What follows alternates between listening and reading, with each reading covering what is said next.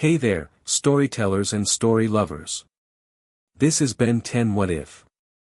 Prepare yourselves for today's incredible narrative. What if Ben 10 ate a devil fruit? A quick reminder, your likes, comments, and subscriptions are the fuel that keeps this channel running. Thank you for being awesome. Let's begin this journey together. Chapter 1, The Fruit of Another World. Animo, you're seriously starting to bug me. Ben Tennyson shouted as he dodged another blast from the mad scientist's latest creation. The 17-year-old hero slammed his palm down on the Omnitrix, his body engulfed in emerald light as DNA restructured itself. Humongousaur. The dinosaur-like alien's roar echoed through the abandoned laboratory.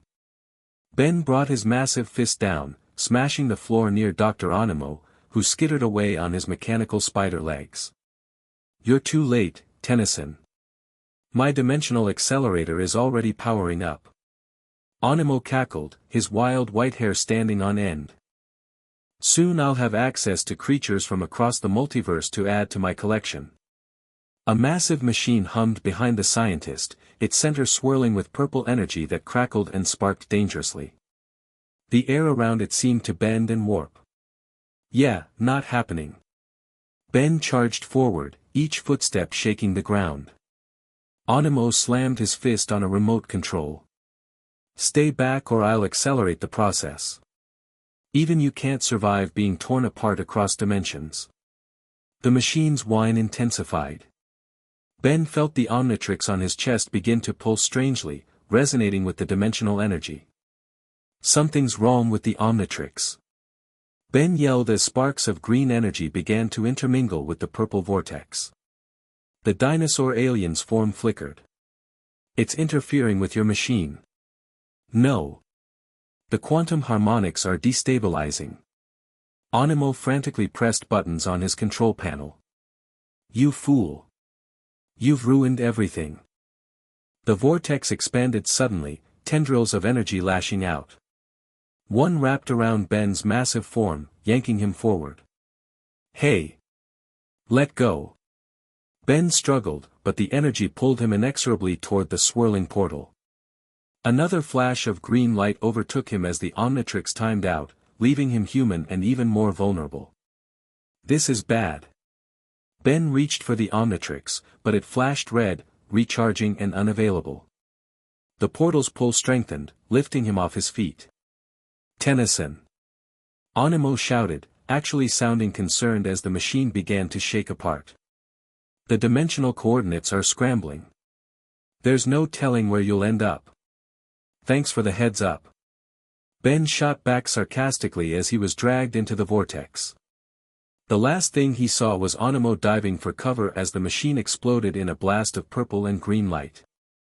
Then everything went dark. The first sensation was falling. Fast. Ben's eyes snapped open to see blue sky all around him. Wind rushed past his face as gravity pulled him down. Not good. He slapped the Omnitrix frantically. Come on, give me Jetray. Or Stinkfly. Or literally anything that can fly. The device remained stubbornly red. Ben twisted in the air, looking down to see an endless expanse of ocean below him, with a single ship visible on the waters. Seriously? I'm gonna die if I hit the water at this speed. Ben kept trying the Omnitrix. Work, you stupid watch. The green hourglass symbol finally lit up. Ben slammed his hand down without looking at which alien he'd selected. The familiar transformation energy washed over him. Cannonbolt. The massive yellow-armored alien immediately curled into a ball. It wouldn't stop his fall completely, but might help him survive the impact. The spherical form plummeted toward the ship below, picking up even more speed. This is gonna hurt, Ben muttered inside his armored shell. He crashed through the sail of the ship, tearing canvas as he went, before smashing onto the wooden deck with enough force to crack the planks. The impact sent him bouncing across the deck until he slammed into what felt like a mast. Groaning, Ben uncurled and looked around. He found himself on what appeared to be an old-fashioned pirate ship, surrounded by a crew of rough-looking men with swords and pistols. They stared at the yellow alien in shock. "What the hell is that thing?" one shouted. "Some kind of devil fruit user," another suggested, raising his sword. "I don't care what it is, kill it," a large man with a captain's hat ordered. "Wait, I'm not looking for trouble." Ben raised his hands, but the pirates were already charging. The Omnitrix symbol on his chest beeped and flashed red. "Oh come on, worst timing ever." In a flash of red light, Ben returned to his human form, standing in torn jeans and his signature green jacket, looking completely out of place. The pirates skidded to a halt, even more confused. "It's just a kid." The captain squinted at Ben suspiciously. "How'd you do that, boy?" Ben's mind raced. These guys looked like actual pirates with actual weapons, and the Omnitrix needed to recharge. Fighting wasn't an option right now. Would you believe I fell from another dimension?" Ben tried with an awkward smile. The pirates exchanged glances, then burst into laughter. "Another devil fruit user with a transformation ability," one said dismissively. "Probably from a rival crew." "Look, I don't know who you guys are or what a devil fruit is, but I'm just trying to figure out where I am," Ben said, slowly backing up. His back bumped into something on a table. Ben glanced down to see a strange-looking fruit with swirling patterns on its skin. It looked weird, but Ben was suddenly aware of how hungry he was after the interdimensional travel. Without thinking, he grabbed it and took a large bite as he continued backing away from the advancing pirates.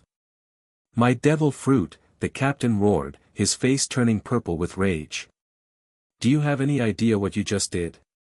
Ben paused mid-chew. The fruit tasted absolutely horrible, like rotten fish mixed with moldy socks. He fought the urge to spit it out. "Sorry, I didn't realize it was yours," Ben said through a mouthful. "But man, this tastes awful. Why would you even want this? That was worth more than this entire ship, you idiot." The captain drew his sword. "I'll kill you." Ben swallowed the bite with difficulty, grimacing at the taste. Something felt weird in his stomach immediately, like a cold wave spreading through his body. "What's happening to me?" Ben doubled over, clutching his midsection. The Omnitrix flashed green suddenly, as if reacting to something. The captain froze, along with his crew. "He's eaten the devil fruit," one of the pirates whispered. "Look at him, his body's changing." Ben felt a strange tingling sensation across his skin. When he looked at his hands, they were becoming transparent. What the dash, before he could finish, he fell forward, and passed straight through the deck of the ship. He kept falling, through the lower decks, past startled pirates, and finally through the hull of the ship itself, straight into the ocean below. The cold water shocked him as he plunged beneath the waves. Ben tried to swim upward, but his body felt impossibly heavy, like his limbs were made of lead. He couldn't move properly. "I'm drowning," he realized with panic. "Can't swim." Just as his vision began to darken, a stretching arm shot into the water, wrapping around his waist. Ben felt himself being yanked upward with incredible speed, breaking the surface and flying through the air before landing hard on a wooden deck, a different deck than the one he'd fallen through. "Hey! You okay?" a voice asked as Ben coughed up seawater. Ben blinked water from his eyes and found himself looking up at a young man with a straw hat, a scar under his left eye, and the biggest grin he'd ever seen. Who are you?" Ben managed between coughs. "I'm Monkey D. Luffy. The man who's gonna be king of the pirates," the straw-hatted guy announced proudly. "And you just fell through a ship. That was awesome." Ben struggled to his feet, noticing they were on another ship, this one smaller but more colorful than the pirate vessel he'd landed on first. Several other people stood around watching him with various expressions of curiosity and suspicion. "I'm Ben. Ben Tennyson," he introduced himself, still disoriented. "And I have no idea what's going on or where I am." "You ate a devil fruit, that's what happened," said an orange-haired girl, approaching cautiously. I saw you phase right through their ship. Was that your first time using the power? Devil fruit. Is that what that disgusting thing was? Ben asked, then noticed the Omnitrix was flashing erratically, its hourglass symbol pulsing between green and blue.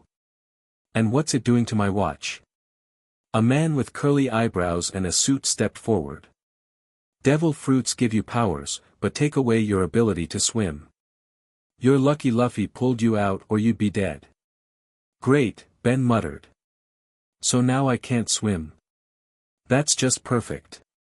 But you can walk through walls. Luffy exclaimed excitedly. That's so cool. Join my crew. Luffy, the orange-haired girl scolded. You can't just ask every strange person we meet to join the crew. Ben held up his hands. Whoa, slow down. I'm not joining any pirate crew. I just need to figure out how to get home. He looked at the Omnitrix, which was still behaving strangely. And something's wrong with the Omnitrix too. The what? Asked a small reindeer-like creature that Ben somehow hadn't noticed until now. Ben stared at the talking reindeer. Okay, either I hit my head really hard or this place is even weirder than I thought. Before anyone could respond, shouts came from the other ship. The pirate captain was at the railing, pointing and yelling. That's him. The brat who stole my devil fruit.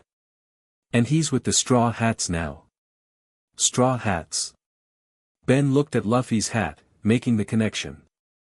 Looks like you've made some enemies already, said a green-haired man with 3 swords at his hip, stepping forward with a predatory grin. Works for me. I've been bored all day.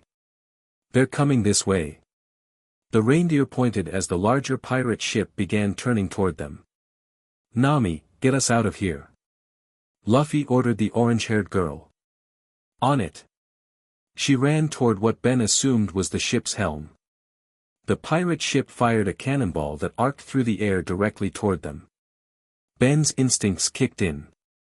He slammed his palm down on the Omnitrix, hoping it would work despite the strange flashing. The transformation felt different this time, there was a cold sensation that mixed with the usual energy. When the green light faded, Ben found himself transformed into Diamond Head. But something was off. The crystalline alien's body had a strange, translucent quality to it. Ben held up his hands, seeing they weren't quite solid. What's happened to Diamond Head? He wondered aloud as the cannonball approached. Ben thrust his hands forward, intending to create a crystal shield like he normally would with this form. Instead, the cannonball passed right through his outstretched hands, and through his body, before splashing harmlessly into the sea behind them. Everyone on deck stood frozen in shock. Did you see that? The reindeer's jaw dropped. The cannonball went right through him. My devil fruit power is affecting my transformations, Ben realized. This is new. Luffy's eyes sparkled with excitement. That's the coolest thing I've ever seen. More cannonballs came flying toward the ship. Ben stepped forward, standing at the bow. Get behind me, he called to the crew. I think I can protect us. Ben concentrated, trying to find the right balance between his Diamond Head powers and this new phasing ability. When the next volley of cannonballs approached, he focused on making only parts of his body intangible. The cannonballs passed harmlessly through his chest and shoulders, while he managed to solidify his arms enough to deflect 2 others with crystal shields, sending them splashing into the ocean. This might actually work. Ben grinned, getting the hang of it. The attacking ship was getting closer. Ben could see pirates lining the rails with guns and swords. We need to move. Nami called. There's a current to the east we can catch. Give us a minute. Luffy stretched his arms, grabbing the ship's railing to prepare for battle. The green-haired swordsman drew his weapons. Ben decided to take more direct action. I've got this. He charged forward and leaped off their ship, soaring through the air toward the enemy vessel. At the peak of his jump, he made his body intangible, and then solidified his fists as he descended through the pirate's sail. He crashed down onto their deck, crystal fists smashing into the wood. The impact sent pirates flying in all directions. "What the hell is he?" one pirate screamed. The captain pointed his sword at Ben. "Kill him. He's the one who stole our devil fruit." Ben dodged sword swings by phasing through them, then countered with crystalline projectiles that pinned pirates to the masts and walls. "Sorry guys, but I think that fruit was wasted on me. I've already got powers." A massive pirate with an equally massive axe charged at Ben from behind. Before he could turn, a stretching arm shot past him and connected with the attacker's face. Gomu Gomu no pistol. Luffy landed on the deck beside Ben, his arms snapping back into place. "Thought you could use some help." "Thanks," Ben said, genuinely impressed. "Your arm stretches." "I ate the gum fruit." Luffy grinned. "I'm a rubber man." The green-haired swordsman landed on the other side of Ben, cutting down 3 pirates in one fluid motion. Less talking, more fighting. The battle erupted across the deck. Ben was amazed at how well his new allies fought. Luffy's stretching punches and kicks took down multiple opponents at once. The swordsman, who Ben heard someone call Zoro, moved like a demon, his 3-sword style unlike anything Ben had ever seen. Even as they fought, Ben noticed other members of their crew boarding the ship. The blonde man in the suit was somehow fighting using only his legs, delivering devastating kicks. A tall woman with black hair crossed her arms, and suddenly arms sprouted from pirates' bodies, twisting and incapacitating them. "This world is definitely weird," Ben muttered as he phased through another sword swing, then solidified his fist to deliver a knockout punch. The pirate captain bellowed in rage, charging straight at Ben with a massive cutlass. "You'll pay for stealing my phase fruit, boy." Phase fruit? Is that what it was called? Ben asked, ducking under a wild swing. "Makes sense, I guess." Ben turned his arm into a crystal blade and clashed with the captain's sword. Sparks flew as they exchanged blows, but Ben found himself struggling against the larger man's raw strength. "You've barely begun to unlock its power." The captain snarled. "I spent years tracking down that fruit." "Well, finders keepers," Ben replied, then had an idea. He suddenly turned intangible, causing the captain to stumble forward through his body. As the man passed through him, Ben solidified and slammed a crystal fist into the back of the captain's head, dropping him to the deck unconscious. The remaining pirates lost heart seeing their captain fall. Within minutes, the Straw Hat crew had subdued everyone on board. "We should take their treasure," Nami suggested, her eyes practically turning to money symbols. "And their food supplies." The blonde man agreed. "And let's break their ship so they can't follow us," Luffy added enthusiastically. Ben's Omnitrix symbol beeped, flashing red. "Oh, time's up." The transformation reversed, leaving him human again. He immediately felt exhausted, dropping to one knee. "Hey, you okay?" Luffy asked, crouching beside him. "Yeah, just tired." That transformation felt different. Like it took more energy, Ben explained. Zoro sheathed his swords. "Let's get back to our ship. We can talk there." The crew quickly gathered what supplies they could, then returned to their own vessel, which Ben learned was called the Thousand Sunny. As they sailed away, leaving the damaged pirate ship behind, Ben finally had a moment to process everything that had happened. The Straw Hat crew gathered around him on deck, curious expressions on all their faces. "So," said Nami, crossing her arms. "Want to explain how you fell from the sky, ate a devil fruit, and then turned into a crystal man who can phase through things?" Ben took a deep breath. "You might want to sit down for this. It's a long story." An hour later, the Straw Hat stared at Ben with varying degrees of disbelief. "So you're from another dimension, where you fight aliens with a watch that lets you transform into different species?" The long-nosed crew member named Usopp summarized skeptically. "Pretty much," Ben confirmed, holding up the Omnitrix, which had finally stopped flashing and returned to its normal green color. This is the Omnitrix. It contains the DNA of thousands of alien species. Usually I can transform into them without any problems, but now this devil fruit thing is interfering with it somehow. That's so cool. Luffy's eyes sparkled. You've gotta join my crew. We need an alien pirate. I'm not a pirate, Ben objected. I'm a hero where I come from. Robin, the black-haired woman, looked thoughtful. The phase fruit is a Logia-type devil fruit that grants the ability to become intangible. But what's interesting is how it's interacting with your transformation device. Chopper, the reindeer doctor, nodded enthusiastically. It seems like the devil fruit power is combining with each of your alien forms.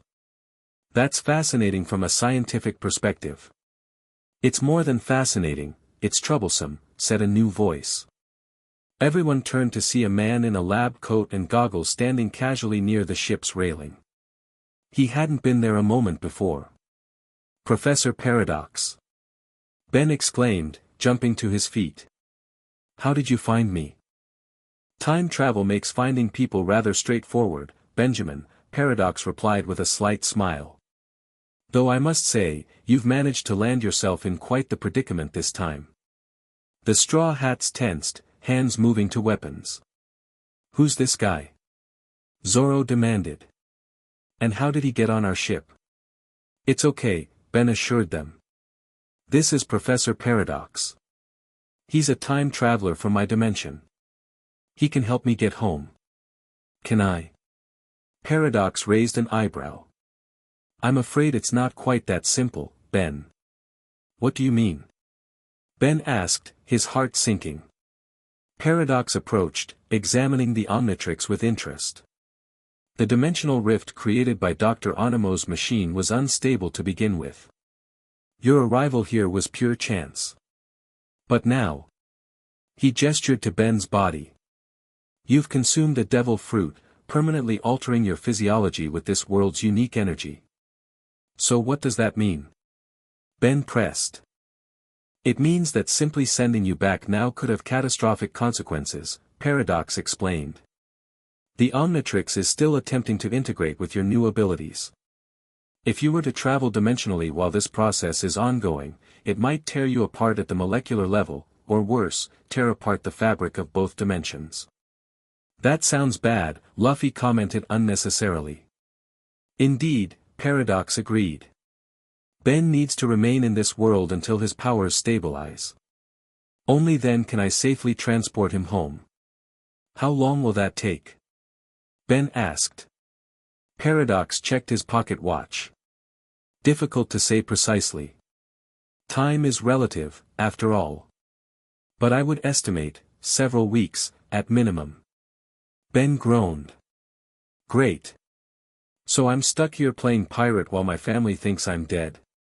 Oh, don't worry about that, Paradox waved dismissively. I've already informed Gwen and Kevin about your situation. They know you're safe, if somewhat, displaced. And I've arranged for Rook to handle your usual heroics in Bellwood. Well, that's something at least, Ben sighed. He looked around at the Straw Hat crew. Guess I'll be hanging around for a while. If that's okay with you guys. Luffy slapped him on the back hard enough to make him stumble. Of course. This is awesome. We've got an alien shapeshifter on our crew now. Temporarily, Ben corrected. The question is, Sanji interjected, lighting a cigarette, what happens when the Marines find out about him? Someone with powers like that is going to attract attention. The Marines? Ben asked. Nami explained, the world government's military force. They hunt pirates and other criminals. And trust me, they'd be very interested in someone who can transform into different creatures and phase through solid matter. Great, more people trying to capture me, Ben muttered. Nothing new there. Paradox checked his watch again. I'm afraid I must be going. The space-time continuum waits for no man, not even one who exists outside of time. He looked at Ben seriously. Be careful, Ben. This world has dangers you're not familiar with. And your powers will take time to fully integrate. Don't push yourself too hard too quickly. When will you be back? Ben asked. When the time is right, Paradox replied cryptically. Until then, I suggest you learn as much as you can about your new abilities. The phase fruit has potential you haven't begun to tap into. He tipped his hat to the Straw Hats. A pleasure meeting you all. Take good care of our interdimensional visitor. And with that, he vanished as suddenly as he had appeared. That was weird, Usopp commented after a moment of silence. I like him. Luffy declared with a laugh. Almost as much as I like our new crew member. I told you, I'm not joining your crew, Ben insisted. I'm just, temporarily stranded with you. Same thing. Luffy grinned. Now let's see what other aliens you can turn into. Before Ben could respond, the ship suddenly rocked violently. Everyone stumbled, grabbing onto railings or masts for support. What was that? Frankie, the cyborg shipwright, called from below deck. Nami ran to the side of the ship, looking out across the waves. Her face paled. We've got company. Marine battleship, 3 o'clock. Sure enough, a massive warship with "Marine" written on its sail was bearing down on them, cannons already sliding into position. They must have seen the fight with the other pirates, Robin suggested. Or perhaps they were already tracking the Straw Hats. Either way, we're in trouble, Sanji said, taking a long drag from his cigarette. That's Vice Admiral Smoker's ship. Smoker? Ben asked. He's a Logia-type devil fruit user like you, Chopper explained quickly. He can turn his body into smoke. And he's been chasing us for a long time, Luffy added, cracking his knuckles with a grin that suggested he was looking forward to the confrontation. Straw Hat Luffy. A voice boomed across the water from a megaphone. Surrender now or we'll open fire. No way, Smokey. Luffy shouted back, jumping onto the railing. Come and get us if you can. The marine ship fired a warning shot that splashed into the water just ahead of them. Ben looked at the Omnitrix, which had recharged and was glowing green.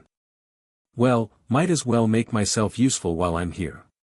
He twisted the dial, cycling through alien silhouettes. Let me try something that might work well with this phasing power. He slammed down on the dial, and the green light enveloped him. When it faded, in Ben's place stood a ghost-like alien with a single eye. Ghost Freak. With phase powers. This should be interesting. Ben felt strange, even more insubstantial than Ghost Freak normally was. He looked down at his hands and realized he could barely see them, they were almost completely transparent. Whoa! You're like a super ghost now. Luffy exclaimed. Let me see what I can do about that ship, Ben said, his voice echoing eerily. He floated upward, finding that flight was even easier in this form than usual. He soared across the water toward the marine vessel, completely invisible to anyone watching. As he approached, Ben noticed a man on the deck with white hair, no shirt, and what appeared to be smoke billowing from his body. That must be Smoker, he thought. Next to Smoker stood a woman with a sword and several other marines armed with rifles and cannons. They were all focused on the Thousand Sunny, none aware of the invisible threat approaching. Ready the cannons. Smoker ordered. We're taking down the Straw Hats once and for all. Ben floated directly in front of Smoker and turned partially visible, just enough to be seen as a ghostly outline. I wouldn't do that if I were you. Smoker and the Marines jumped back in shock. What the hell? Smoker growled, his body instantly turning to smoke. Another devil fruit user? Something like that, Ben replied. He concentrated, tapping into the phase fruit's power combined with Ghost Freak's abilities.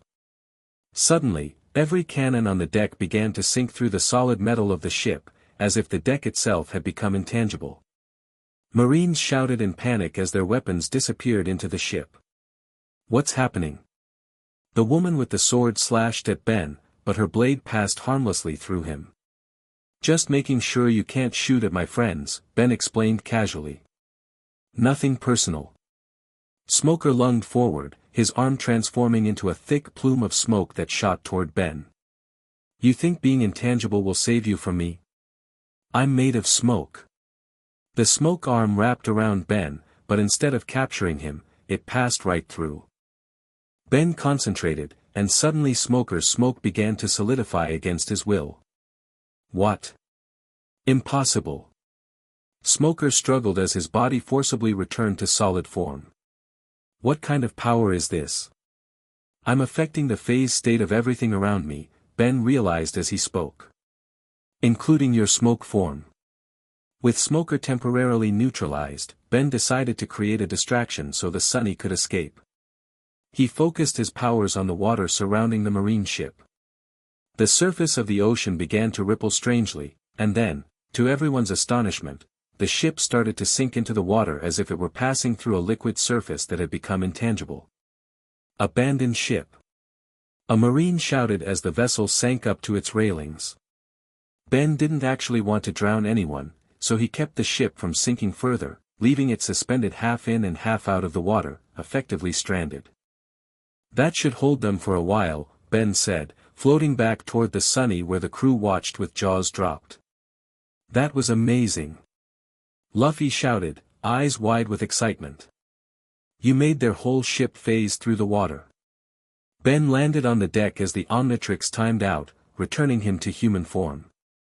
He staggered slightly, feeling even more drained than before. You okay? Chopper asked, rushing to his side.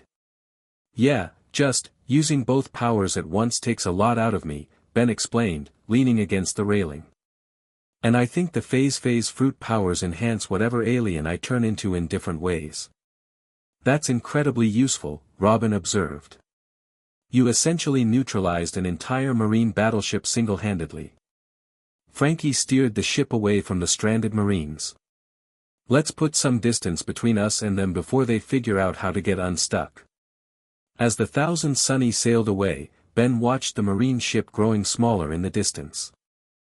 He couldn't help but smile despite his exhaustion. Maybe being stuck in this world for a while wouldn't be so bad after all. So, Luffy said, sidling up next to him with a mischievous grin. Ready to admit you're part of my crew now? Ben sighed, but there was no real annoyance behind it. Fine. But just until I can get home. Yes. Luffy punched the air triumphantly. Party time. We have a new nakama. The crew cheered, and despite everything, being trapped in a strange world, having accidentally eaten a magical fruit that messed with his powers, and now apparently being a pirate, Ben found himself laughing along with them. Whatever this world had in store for him, at least he wouldn't be facing it alone. 3 days later, Ben stood on the deck of the Thousand Sunny, focusing intently on the Omnitrix. He'd spent much of his time trying to understand how the devil fruit's powers interacted with his transformations. Okay, let's try this again, he muttered, activating the watch and selecting an alien. In a flash of green light, he transformed into Heat Blast. The fiery alien's flames burned bright, but with a strange bluish tint that normal Heat Blast didn't have. Ben felt different too. The fire wasn't just on the surface of his body, it felt like his entire form was made of fire that could change density at will. I think I'm getting the hang of this, Ben said, creating a ball of fire in his hand, then making it phase through his other palm without extinguishing. Luffy watched from the railing, munching on a piece of meat. That's so cool. Can you make your fire pass through stuff and then solidify it to burn things from the inside? Ben blinked. I hadn't thought of that actually. He concentrated on a wooden barrel nearby, sending a small stream of fire toward it. The flames phased through the exterior without marking it, but then Ben solidified the fire inside. The barrel burst into flames from within, startling Usopp who had been walking past. Hey! Watch it! Usopp shouted, grabbing a bucket of water to douse the flames. Sorry. Ben called back. Still working on control. Nami approached, carrying a newspaper. You might want to see this, Ben. Ben reverted to human form and took the paper. On the front page was a blurry photograph of him as Diamondhead, phasing through a cannonball. The headline read, Mysterious New Straw Hat Pirate, Marine Headquarters places 50 million berry bounty on phase shift Ben, I have a bounty now. Ben groaned. Great. Actually, 50 million for a first bounty is pretty impressive, Sanji commented, leaning over to look at the paper. They must be really worried about your powers. The article mentions how you disabled Vice Admiral Smoker's ship, Robin added. They're calling you a top-tier threat because of your ability to neutralize both devil fruit users and standard weaponry. So now I'll have bounty hunters after me too? Ben asked. Welcome to the pirate life. Luffy laughed, slapping him on the back. Just what I always wanted, Ben muttered sarcastically. Before anyone could respond, the lookout bell rang. Usopp's voice called down from the crow's nest, ship approaching. Looks like trouble. Everyone rushed to the railing.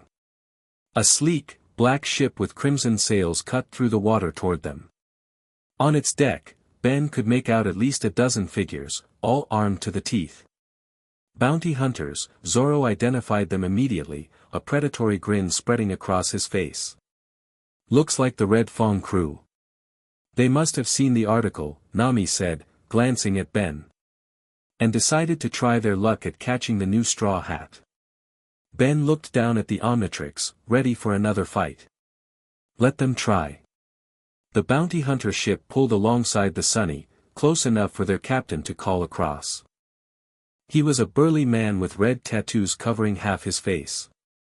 Straw Hat Luffy. Hand over the new guy and we'll let the rest of you live. He shouted. Phase shift Ben belongs to us now. Luffy stepped up to the railing, cracking his knuckles. No way. Ben's my nakama now. The bounty hunter captain sneered. Have it your way. Red Fangs. Attack. The hunters swung across on ropes or jumped the gap between ships. Ben twisted the Omnitrix dial, selecting a form he thought would work well with his new phasing abilities. Going hero.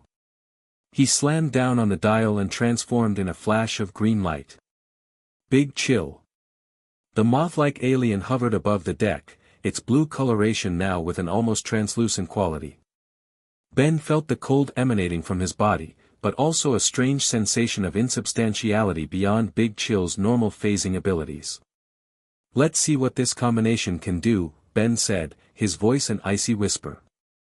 As the first wave of bounty hunters landed on the deck, Ben swooped down. He breathed a stream of frost that passed through the solid deck of the ship and then solidified, causing ice to form from inside the wood itself.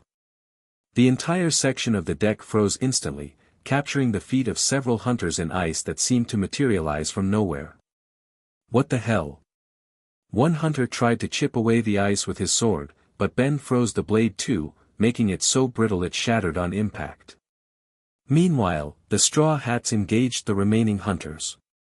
Luffy's stretching punches sent enemies flying. Zoro cut through weapons with ease. Sanji's kicks knocked hunters back onto their own ship. Robin's sprouting arms disarmed others, while Frankie's mechanical enhancements let him shoot down those trying to board. The bounty hunter captain jumped onto the Sunny himself, wielding twin axes. I'll take the alien freak myself. Good luck with that, Ben replied, turning intangible as the axes swung through him. But the captain grinned. I came prepared. He pulled out what looked like a grenade and threw it at Ben. It exploded in a cloud of fine powder that surrounded Ben even as he tried to phase away from it. See stone dust. The captain crowed triumphantly. Neutralizes devil fruit powers. Ben felt his phasing ability weaken as the dust clung to him, but to the captain's surprise, the Omnitrix powers remained unaffected. Too bad for you, only half my powers come from the devil fruit, Ben said, switching tactics. He inhaled deeply and blew an intense freezing wind that sent the sea stone dust flying back at the captain, along with a wave of cold that froze the man's arms up to the elbows. Arg! Cold. Too cold. The captain dropped his axes, unable to hold them with his frozen limbs. Ben followed up by diving through the deck, then rising up beneath the captain, solidifying just enough to lift the man into the air and over the side of the ship. The captain plunged into the ocean below with a panicked yell. Looking around, Ben saw that the straw hats had handled the rest of the bounty hunters with ease. Some were unconscious, others frozen in place by his ice, and a few had retreated back to their ship. That's right. Run away. Luffy shouted after them, laughing. And tell everyone that Phase Shift Ben is a straw hat pirate. You're enjoying this too much, Ben commented as he landed beside Luffy, reverting to human form. Because it's fun. Luffy replied with his characteristic grin. Adventures are always better with friends. Ben couldn't help but smile back. Despite the danger and the uncertainty of his situation, there was something undeniably exciting about being part of this crew. So what was that about Sea Stone? Ben asked as they watched the bounty hunter ship retreat. Sea Stone neutralizes devil fruit powers, Robin explained. It's the same material the Marines use in their weapons and prisons to contain devil fruit users.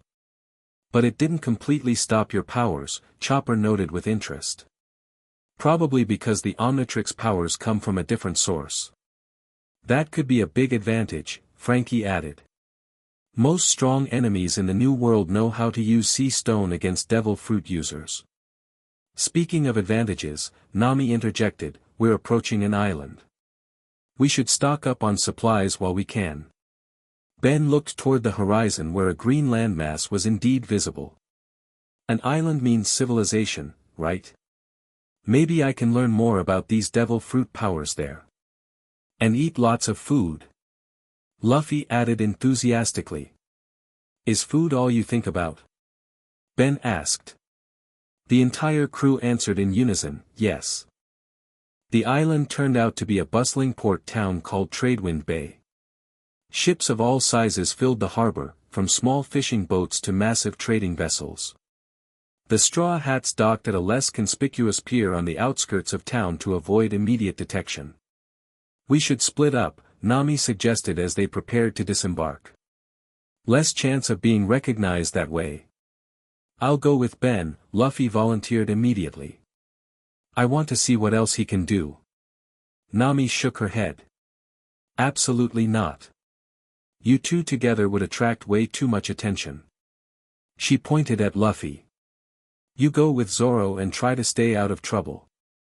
I don't need a babysitter, Zoro grumbled. Yes, you do, the entire crew responded simultaneously. Ben, you should go with Robin, Nami continued. She's knowledgeable about devil fruits and can help you learn more about your powers. Plus, she's less likely to cause a scene than some others I could mention. Luffy pouted but didn't argue. Meet back at the ship by sunset, Sanji said as he headed toward the local markets to restock their food supplies. And try not to get new bounties while we're here. The crew dispersed into the town. Ben found himself walking alongside Robin through the crowded streets of Tradewind Bay. The archaeologist moved with quiet confidence, her eyes constantly taking in their surroundings. So, what exactly should we be looking for? Ben asked.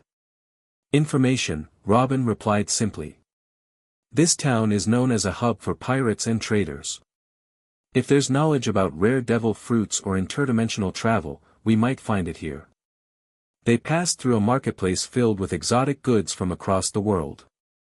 Ben saw fruits he didn't recognize, weapons with strange designs, and even what appeared to be miniature den mushi, the snail-like creatures used for communication in this world, as he'd learned from the crew. Robin led him to a bookstore tucked away on a side street. The shop was dimly lit, with shelves extending from floor to ceiling filled with ancient-looking tomes. If there's information about the phase fruit, we might find it here, Robin explained as she began scanning the shelves. While Robin searched, Ben explored the shop, running his fingers along the spines of books with titles he couldn't read. At the back of the store, He noticed a glass case containing what appeared to be a fruit similar to the one he'd eaten, though with different patterns.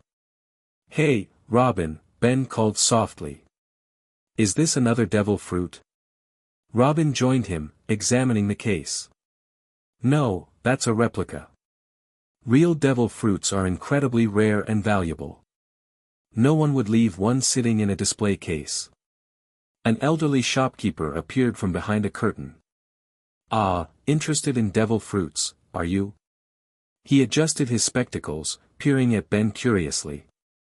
"That's a model of the rumble fruit.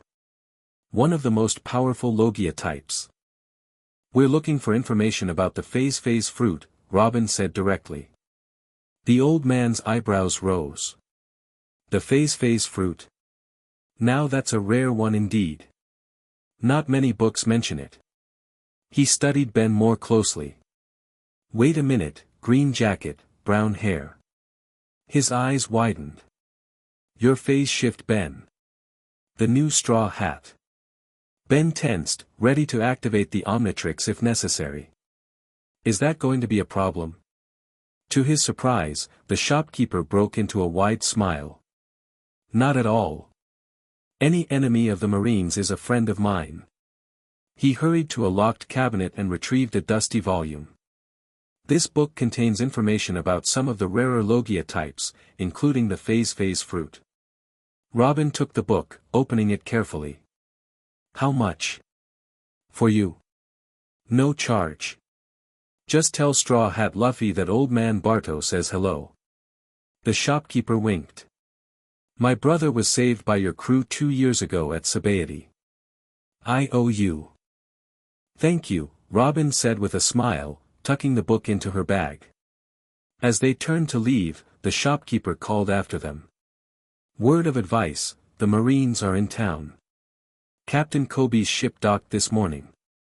You might want to watch yourselves." Ben and Robin exchanged glances. "We'll be careful," Ben assured him. Outside, Robin led them to a small cafe where they could review the book away from prying eyes. As they sat, she opened the volume to a page showing an illustration of a fruit identical to the one Ben had eaten. "The phase fruit," Robin read aloud, "grants the user the ability to alter their physical state, becoming intangible at will. Advanced users can extend this phase state to other objects and even create pocket dimensions by folding space within their phasing field." "Pocket dimensions?" Ben repeated, interested. "That sounds useful." Indeed, Robin continued reading. "The fruit's true potential lies not merely in avoiding attacks, but in manipulating the boundary between physical states. Masters of the phase fruit can create doors through any material, selectively make parts of objects intangible, or even trap enemies in phase-shifted spaces. That explains why it enhances my aliens differently," Ben realized. "It's not just making me intangible, it's giving me control over the phase state of matter. Combined with your existing transformations, the applications could be virtually limitless," Robin observed. "For instance, your ice-creating form could potentially freeze things from within, as you discovered. And Diamond Head could phase diamond shards into objects and then solidify them," Ben added, excited by the possibilities. "Or Heat Blast could ignite fires inside solid objects." As they discussed the potential of Ben's combined powers, a commotion arose outside. Looking through the cafe window, they saw a group of Marines marching down the street, led by a young man with pink hair and glasses. "Captain Kobe," Robin identified him quietly. "He's stronger than he looks, a protege of Admiral Garp and a friend of Luffy's, strangely enough." "Luffy is friends with a Marine captain?" Ben asked, surprised. "It's complicated," Robin replied with a slight smile. "But despite their friendship, Kobe would still attempt to capture any of us if he recognized us." "We should leave before." "Excuse me, ma'am," a Marine soldier approached their table. "May I see your identification? We're conducting routine checks." Robin maintained her composure. "Of course, officer." She reached into her bag slowly. Ben felt his heart racing. If they were discovered, it could mean a fight in the middle of town, exactly what Nami had warned against. Just as the Marine leaned closer to examine them, shouts erupted from down the street. "Straw Hat Luffy! Stop right there!" Ben and Robin looked at each other in exasperation. Of course, Robin sighed. The Marine at their table immediately forgot about them, running toward the commotion. Through the window, Ben could see Luffy bouncing down the street with a huge piece of meat in his hand, laughing as Marines chased after him. Zoro was right behind, cutting down Marine weapons as they ran. "So much for staying inconspicuous," Ben muttered. "We should help them," Robin said, standing. "This town is about to become very dangerous for us."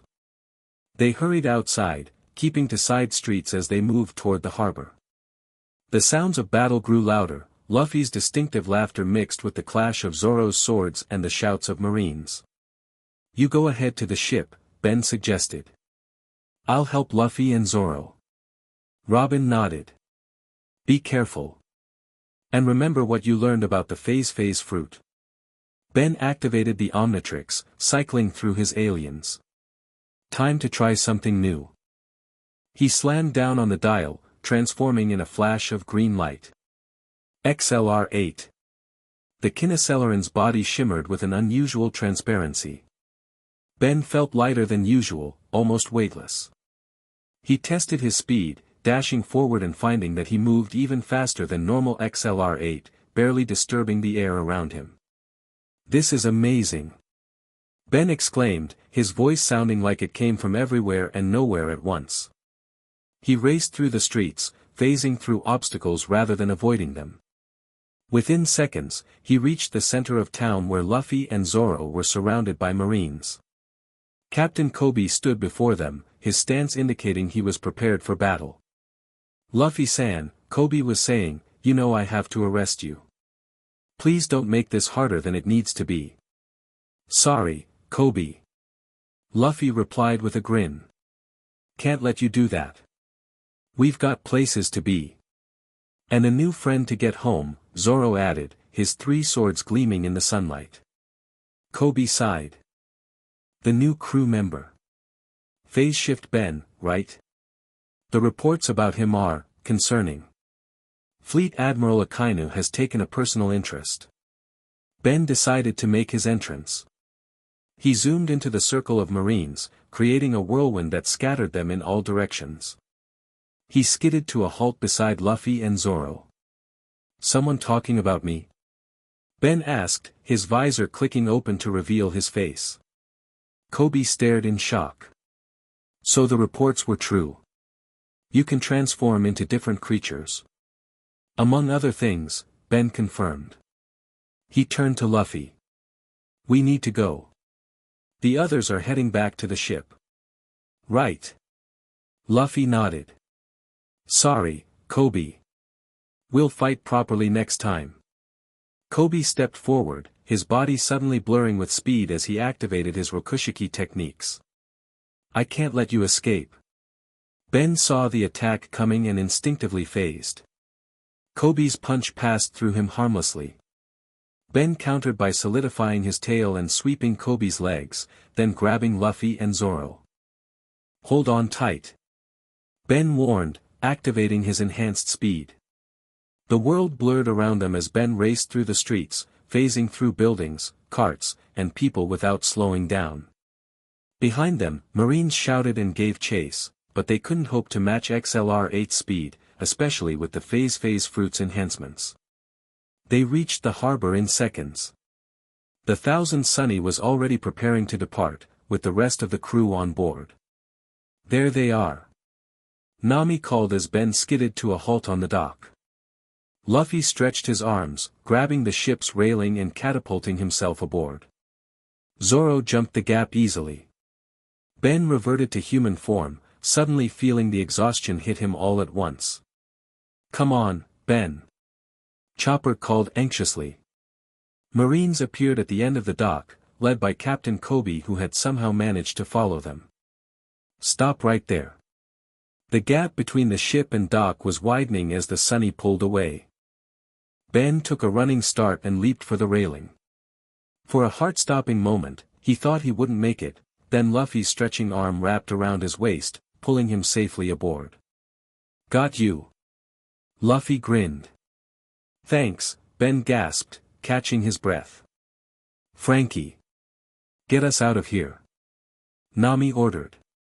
Coup de burst. Frankie shouted, activating the ship's special propulsion system. The Thousand Sunny shot into the air, propelled by a massive burst of air from its stern. They soared over the harbor and out to sea, leaving the Marines far behind. As they landed back in the water with a massive splash, Ben collapsed onto the deck, utterly exhausted. "You okay?" Chopper asked, immediately checking him over. "Just tired," Ben assured him. "Using the phase powers with the Omnitrix takes a lot out of me." "You'll get stronger with practice," Zoro said matter-of-factly. "New powers always drain you until your body adapts." Speaking of powers, Robin approached, holding the book they'd acquired. "I found something interesting.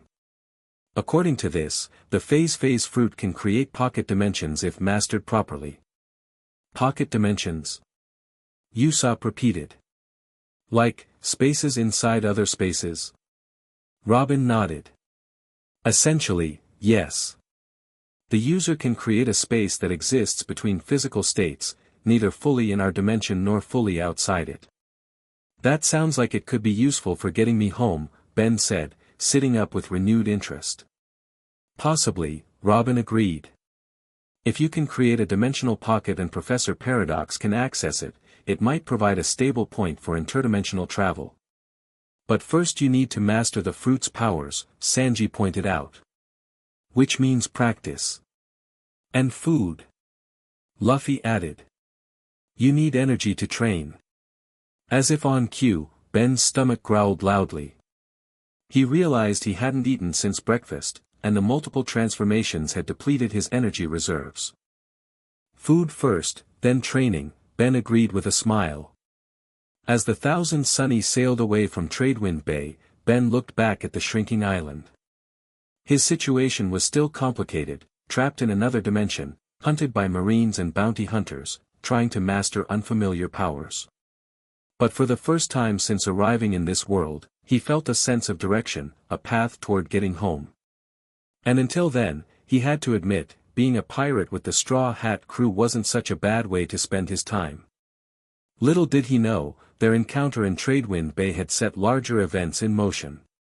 In a Marine headquarters far away, a report was being delivered to a desk where a man with a cap that read "Marine" sat reviewing papers.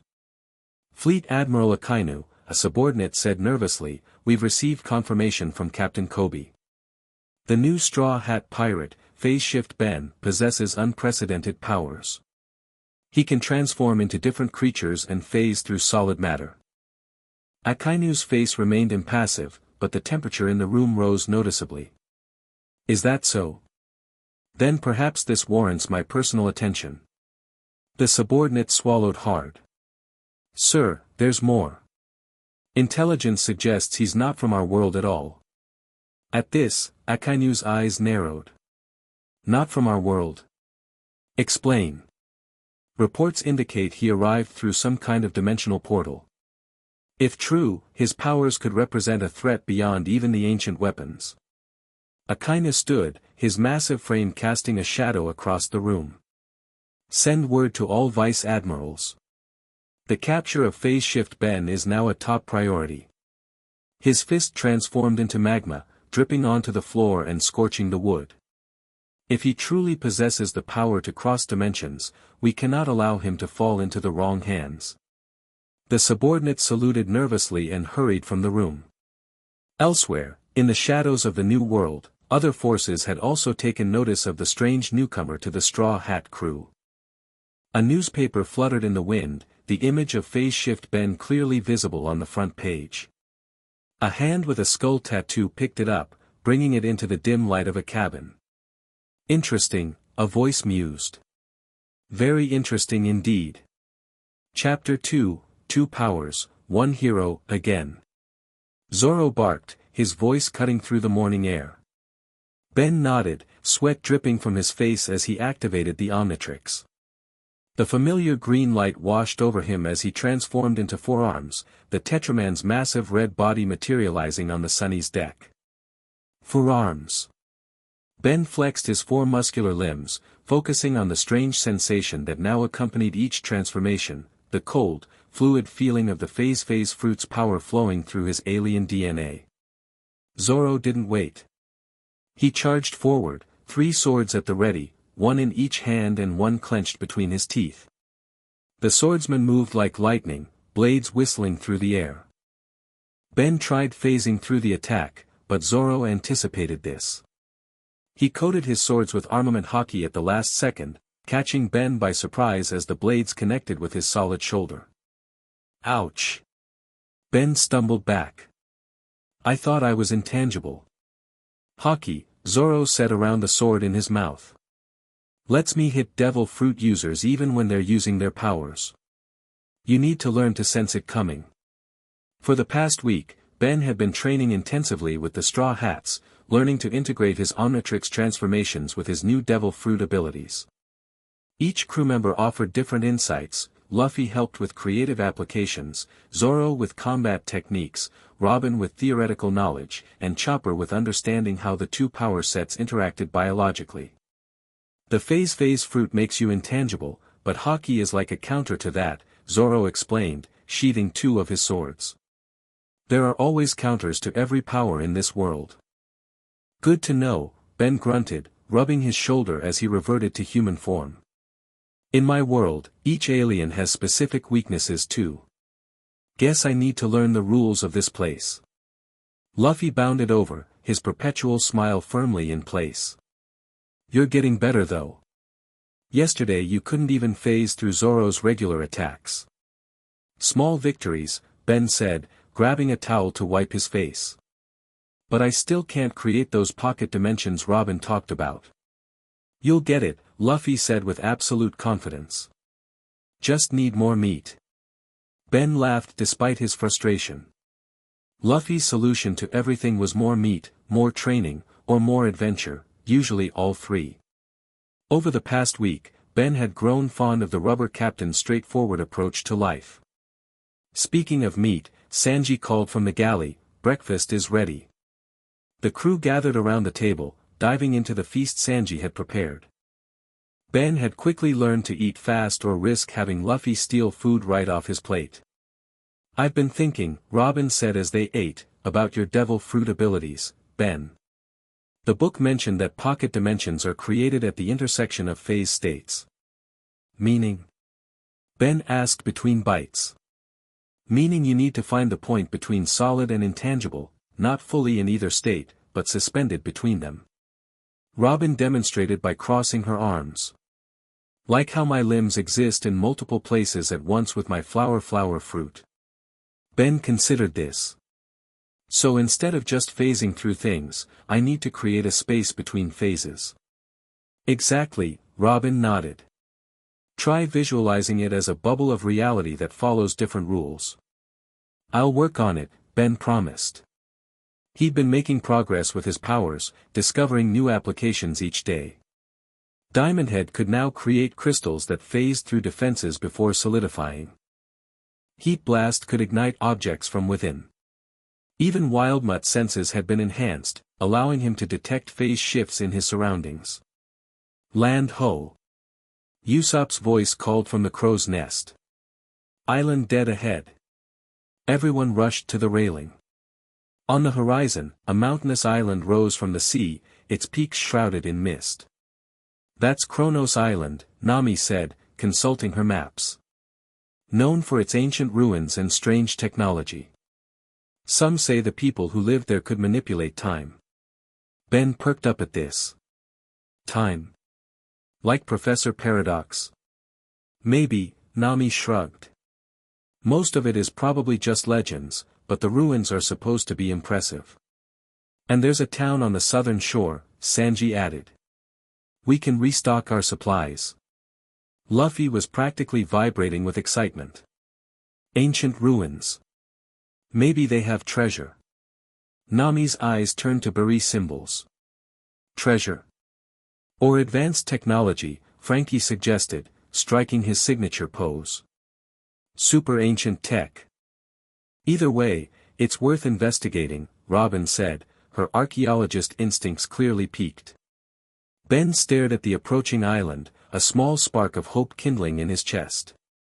If this place had technology related to time manipulation, perhaps it could help him communicate with his dimension, or even create a stable point for Paradox to find him. Let's check it out, he agreed. Kronos Island proved to be even more impressive up close. The town of Clockhaven nestled in a protected bay, its buildings a mix of stone and wood with curious clock motifs adorning many structures. Beyond the town, ancient stone ruins climbed up the mountainside, glinting with metallic components that caught the sunlight. The Straw Hats docked at a small pier, deciding to split into groups. Nami and Sanji would handle supply shopping. Frankie and Usopp needed parts for ship repairs. Chopper wanted medicinal herbs from the local market. Robin was determined to investigate the ruins. Zoro claimed he was going for a walk, which everyone knew meant he'd get hopelessly lost within minutes. I'll go with Robin to the ruins, Ben suggested. If there's technology there that could help me get home, I want to see it. I'm coming too, Luffy declared. Ancient ruins mean adventure. Robin smiled slightly. Just try not to destroy anything historically significant, Captain. They made their way through town, Ben drawing curious glances from locals. His green jacket and the Omnitrix on his wrist marked him as a foreigner, but no one seemed to recognize him from his wanted poster, yet. The path to the ruins wound up the mountainside, eventually reaching a massive stone archway covered in strange symbols. Fascinating, Robin murmured, tracing the markings with her fingers. This is similar to Poneglyph script, but different, older, perhaps. What's a Poneglyph? Ben asked. Ancient stone tablets that contain our world's lost history, Robin explained. I've spent my life studying them. Can you read these?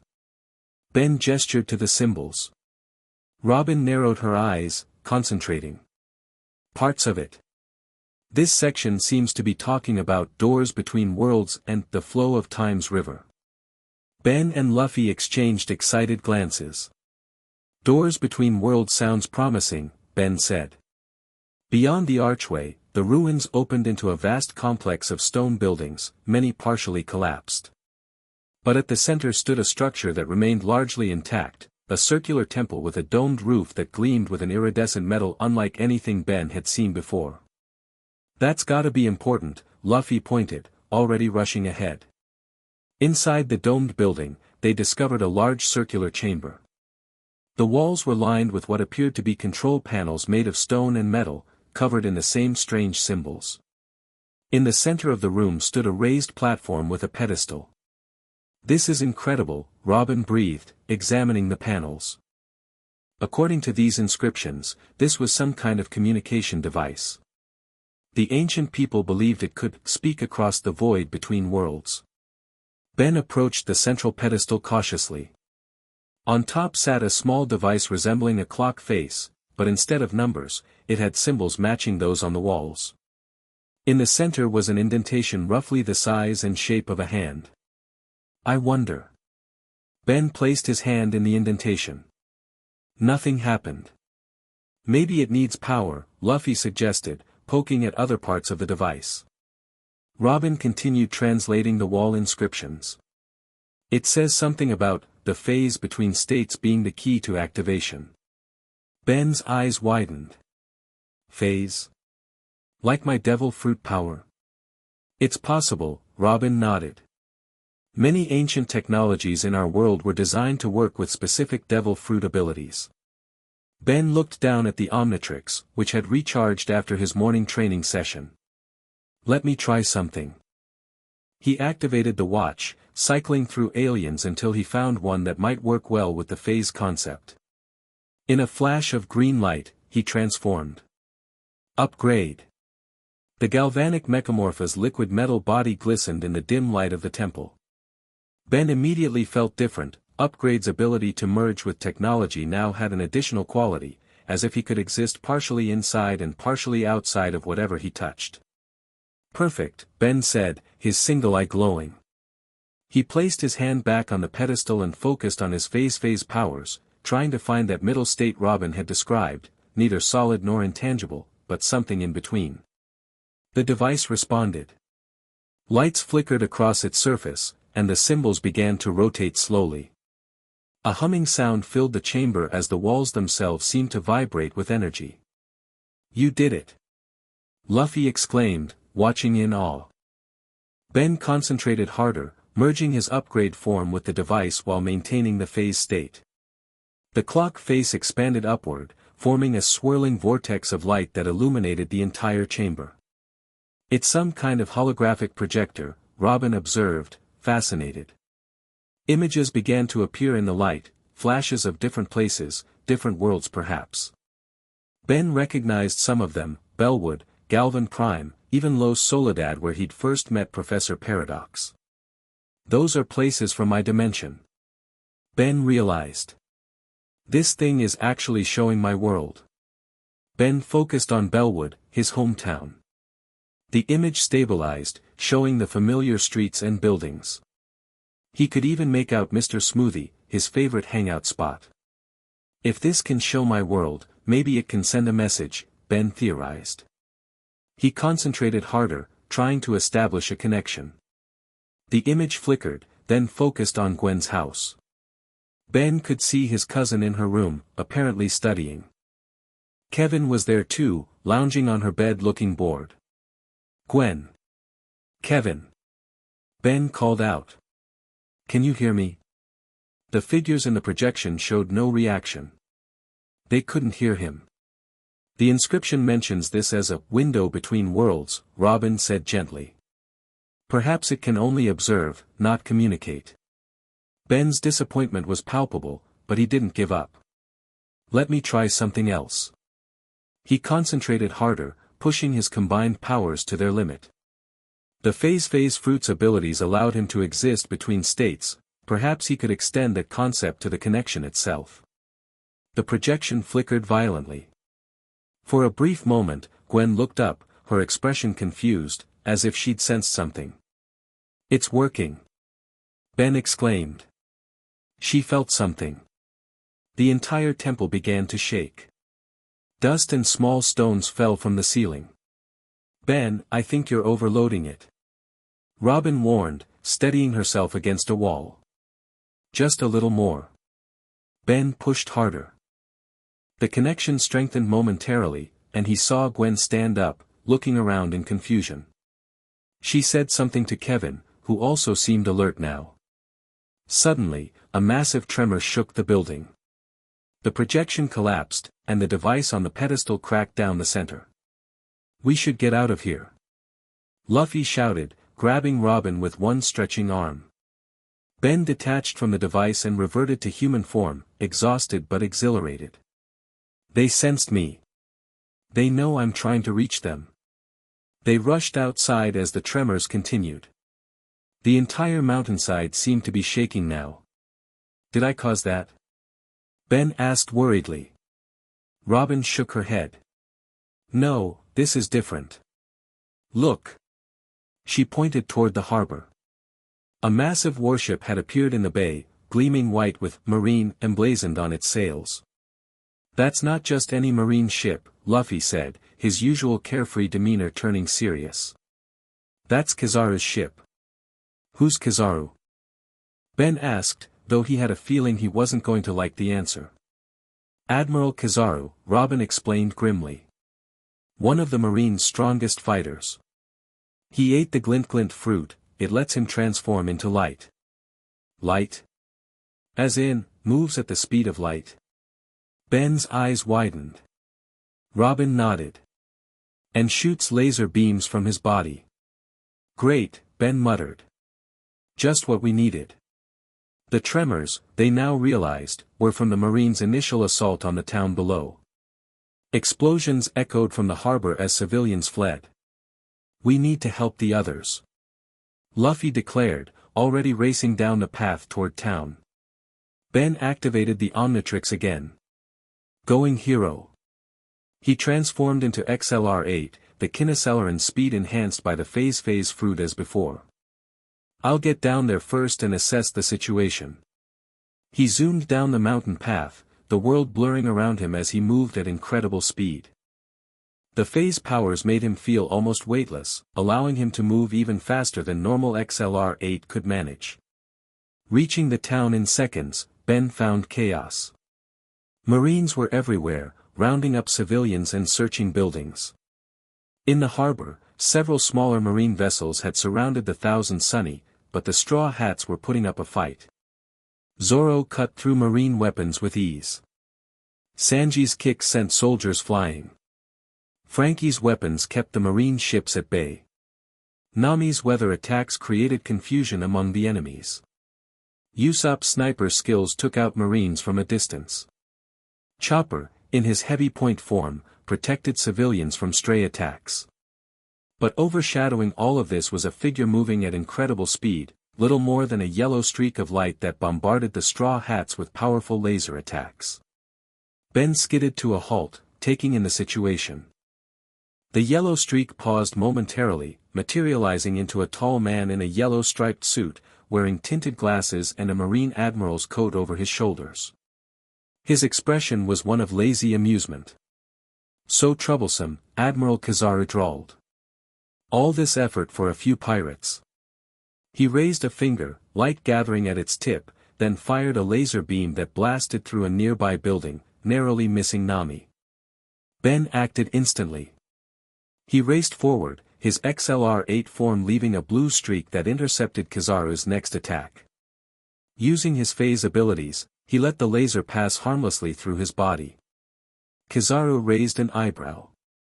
"Oh my, what have we here? You must be the new Straw Hat everyone's talking about." "Phase shift Ben, was it?" "That's right," Ben confirmed, his visor sliding open to reveal his face. "And you must be the light guy." "Admiral Kizaru, at your service," the man gave a mocking bow. "Or Borsalino, if you prefer. I've come a long way just to meet you, boy. Fleet Admiral Akainu is very interested in your unique abilities." "Sorry to disappoint him, but I'm not interested in joining the Marines," Ben replied. "Oh. Who said anything about joining?" Kizaru smirked. "We're much more interested in studying you. After all, it's not every day someone from another dimension drops into our world." Ben froze.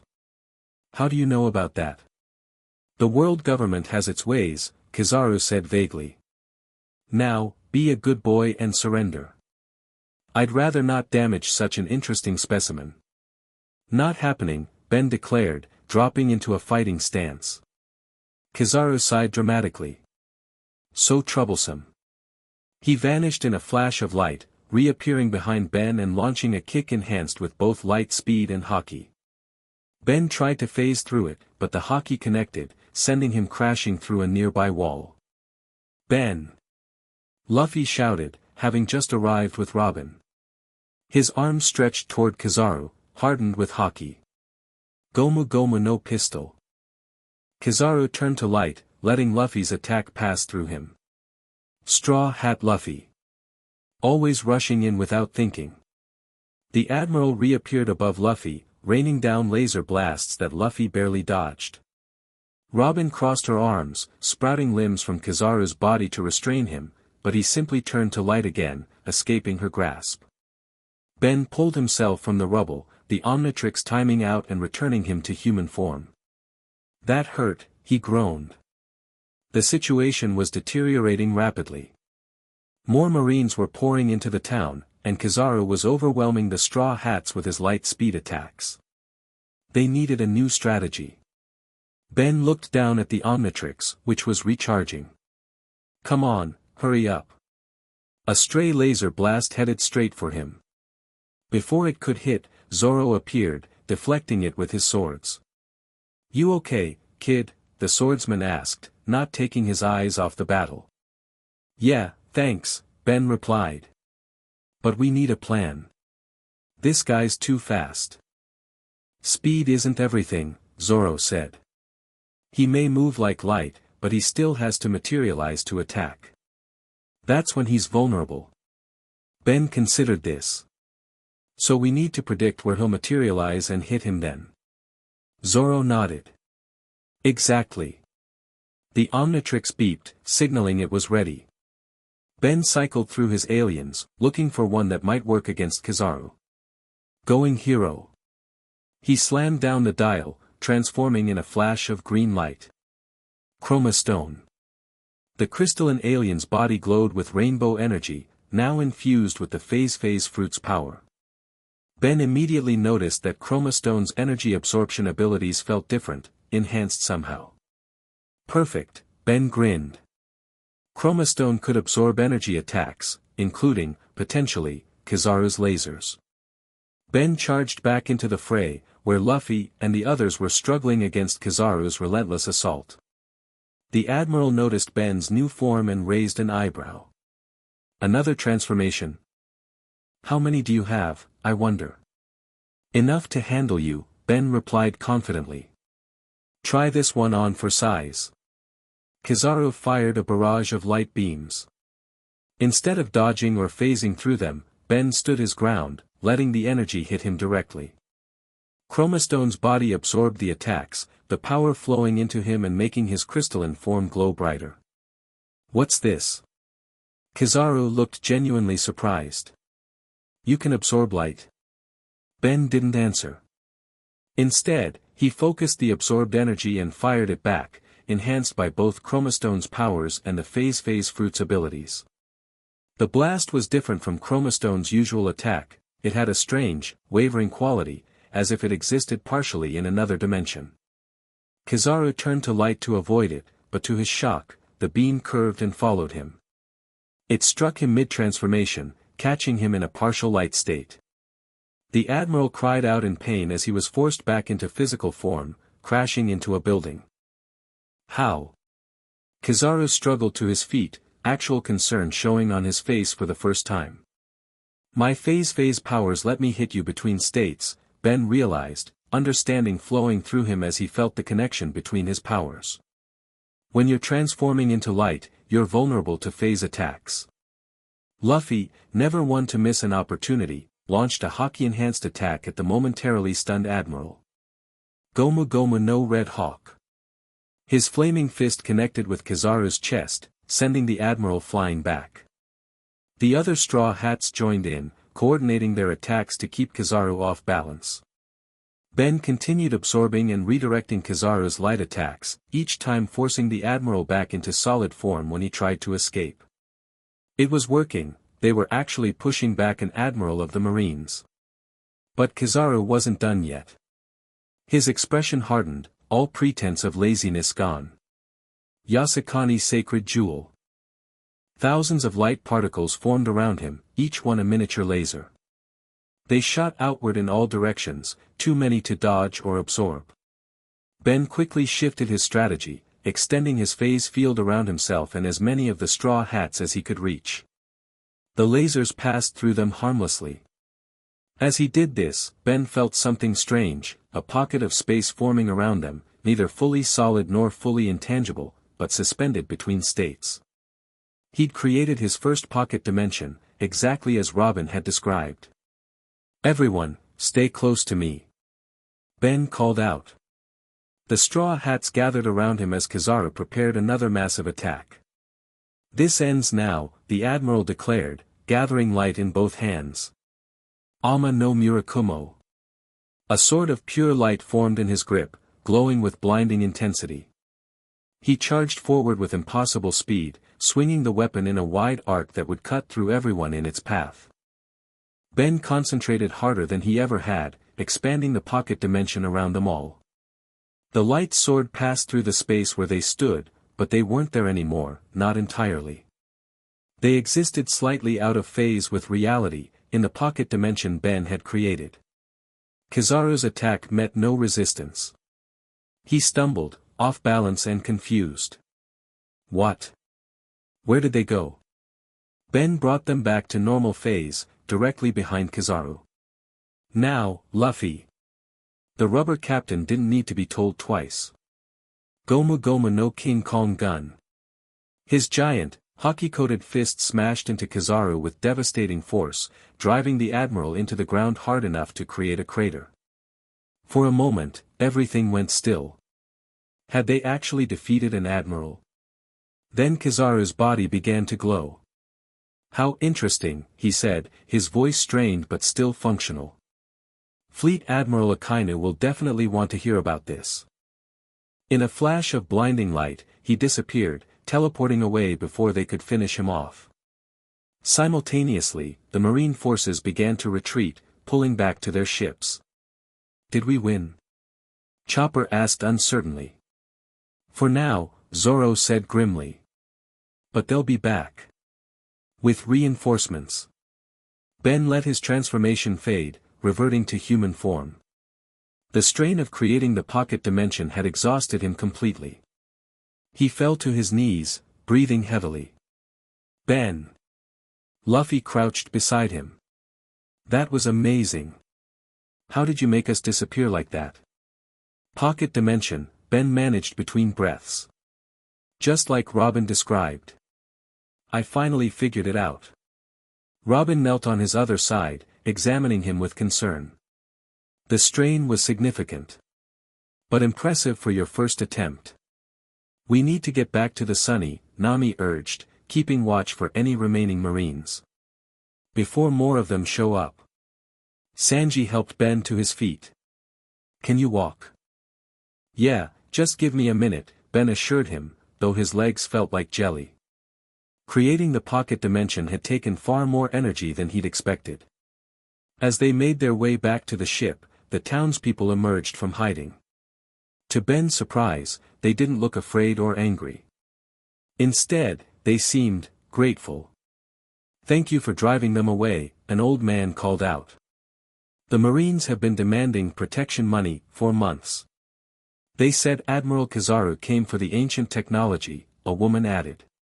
"They've been trying to claim it belongs to the world government." Other villagers nodded in agreement, some even offering supplies as thanks. Ben realized that despite being pirates, the Straw Hats were seen as heroes by many ordinary people who suffered under corrupt officials. Just like home, Ben murmured to himself. Helping people who couldn't help themselves, that was what being a hero was all about, regardless of which dimension he was in. Back on the Thousand Sunny, Chopper insisted on examining Ben thoroughly. "The strain of creating that pocket dimension affected your whole body," the reindeer doctor explained. "Your cells show signs of phase shifting at a microscopic level." "Is that dangerous?" Ben asked. "I don't think so," Chopper replied. "But you should rest before trying it again. Your body needs time to adapt to using both power sets simultaneously." Ben nodded, too tired to argue. As he rested in the ship's infirmary, Luffy bounded in, holding something in his hands. "Look what I found in town."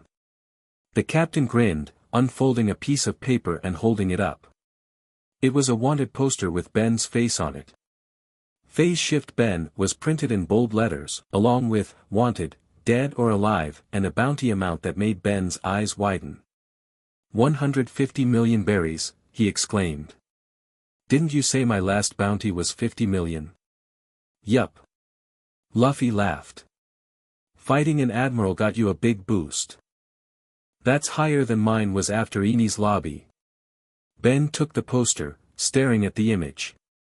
It showed him mid-transformation, his body half human and half diamond head, with a determined expression on his face. "Great, I'm officially a criminal now," Ben sighed.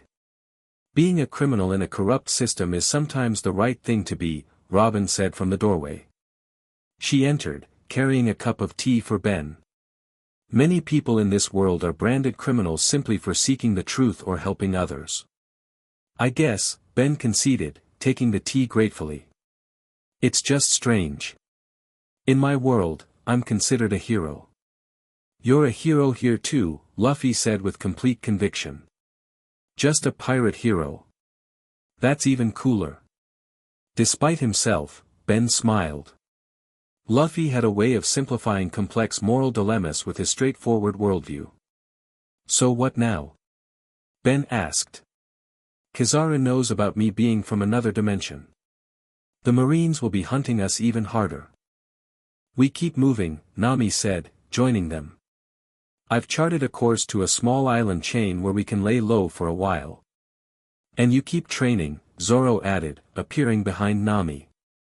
That pocket dimension trick could be useful, but you need to master it without exhausting yourself. Right, Ben nodded. I need to get stronger if I'm going to survive in this world until Paradox returns. The following days aboard the Thousand Sunny were devoted to intensive training. Ben worked with each crew member, learning different aspects of combat and control that might help him master his dual powers. Zoro taught him to anticipate hockey attacks and respond accordingly. Sanji helped improve his agility and evasion tactics. Robin provided theoretical knowledge about devil fruits and their limitations. Frankie helped him test different alien forms against various materials and weapons. Usopp improved his accuracy and timing. Chopper monitored his physical condition, ensuring he didn't push too hard. Nami educated him about the world's geography and climate patterns, useful knowledge for a fugitive. And Luffy, well, Luffy mostly tried to get Ben to do cool alien stuff and challenged him to increasingly ridiculous contests. During one training session with Robin, Ben successfully created another pocket dimension, this time with more control and less strain. The key seems to be finding the right balance, he explained as they practiced on the rear deck. Not trying to exist in both states simultaneously, but creating a third state altogether. Robin nodded thoughtfully. Like how water can be solid, liquid, or gas, you're creating a fourth state that exists between the boundaries. Exactly, Ben agreed. He demonstrated by transforming into Diamond Head and creating a small crystal structure that hovered between dimensions, visible but impossible to touch. Fascinating, Robin examined the floating crystal without touching it. And you can place objects or people inside this space. To a limited extent, Ben confirmed. I'm still working on size and duration. The bigger the space or the longer I maintain it, the more energy it takes. Their training was interrupted when Usopp's voice called from the crow's nest, ship approaching. Looks like trouble. Everyone rushed to the railing. A pirate ship was bearing down on them, its black flag sporting a grinning skull with 3 parallel slash marks across it. The Razor Pirates, Nami identified them. Nasty bunch known for attacking coastal villages. Should we engage or try to outrun them? Frankie asked, ready to initiate coup de burst if necessary. Before anyone could decide, a cry came from a small island visible in the distance. Smoke rose from what appeared to be a small village under attack. They're raiding that village.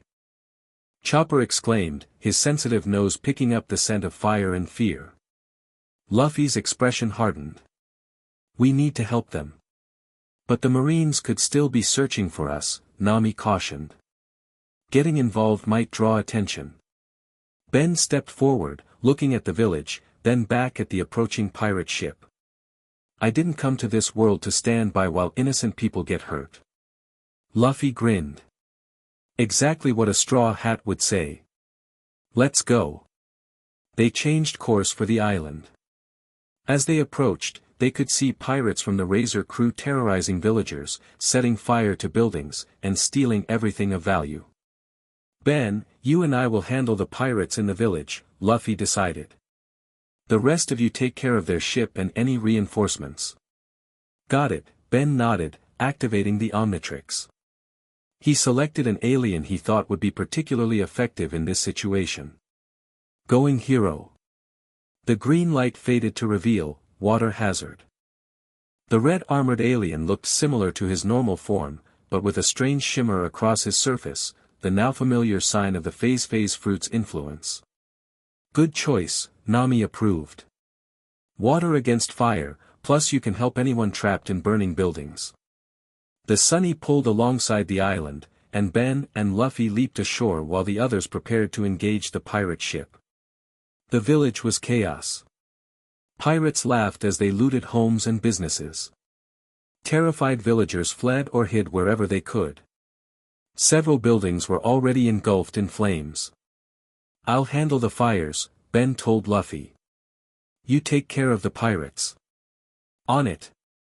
Luffy cracked his knuckles and charged into the fray, his rubbery limbs stretching to deliver powerful blows to multiple pirates at once. Ben focused on the burning buildings first. Water Hazard could normally shoot high-pressure water from his hands, but with the phase powers, he discovered he could do something more precise. He created a mist-like spray that phased through walls and ceilings, materializing as water droplets inside the burning structures and extinguishing the flames from within. "There are people trapped in that building," a villager shouted, pointing to a collapsed structure where a family was pinned under fallen debris. Ben rushed over. Normally, he'd have to clear the debris first, but with his combined powers, he had a better solution. He focused on the phase ability, creating a small pocket dimension around the trapped family. They became intangible, able to pass safely through the debris that had pinned them. "What's happening?" a woman asked in confusion as her body became semi-transparent. "It's okay," Ben assured her. "I'm making you intangible so you can get out. Just move toward me." The family walked forward, passing through solid beams and stones as if they were mist. Once clear, Ben released the phase effect, returning them to normal. "Thank you," the father exclaimed. Are you a devil fruit user?" "Something like that," Ben replied with a smile. "Get to safety now." Throughout the village, he continued this pattern, extinguishing fires, rescuing trapped villagers, and occasionally blasting pirates with high-pressure water jets. The phase powers allowed him to be incredibly precise, putting out fires without causing water damage and freeing people without risking structural collapse. Meanwhile, Luffy was a whirlwind of stretching limbs and powerful Haki-enhanced attacks. The Razor Pirates, though numerous, were clearly outmatched by the Straw Hat Captain. "Who the hell are you people?" demanded a large, scarred man who appeared to be the Razor Captain. He wielded a massive saw-toothed blade that gleamed wickedly in the firelight. "I'm Monkey D. Luffy. The man who's gonna be king of the pirates," Luffy declared proudly. "And you're messing with innocent people, which means you're messing with me," the Razor Captain sneered. "King of the pirates? Don't make me laugh." He swung his blade at Luffy, who easily dodged. "After I kill you, maybe I'll add your straw hat to my collection." That was the wrong thing to say. Luffy's playful expression vanished, replaced by cold anger. "Nobody touches my hat." What followed was less a fight and more a systematic dismantling. Luffy moved with incredible speed and precision, his Gear Second enhancements making him almost impossible to track.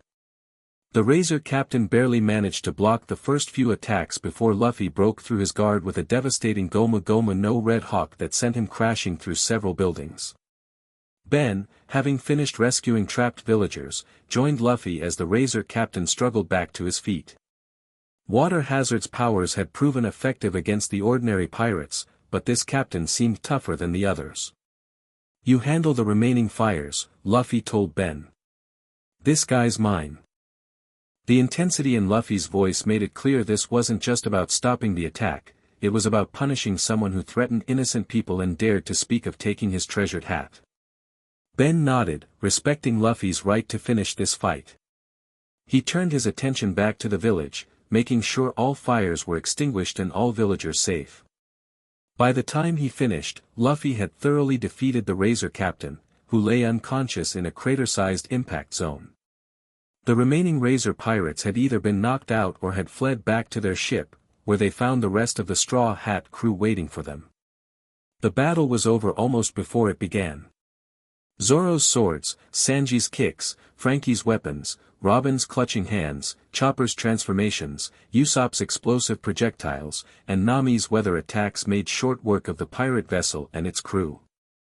As the dust settled, the villagers emerged from hiding. They approached the Straw Hats cautiously at first, then with growing gratitude as they realized these strange pirates had saved them. "Thank you," an elderly man who appeared to be the village elder said, bowing deeply. "The Razor Pirates have been terrorizing our island for months. We had nothing left to give them, but they attacked anyway."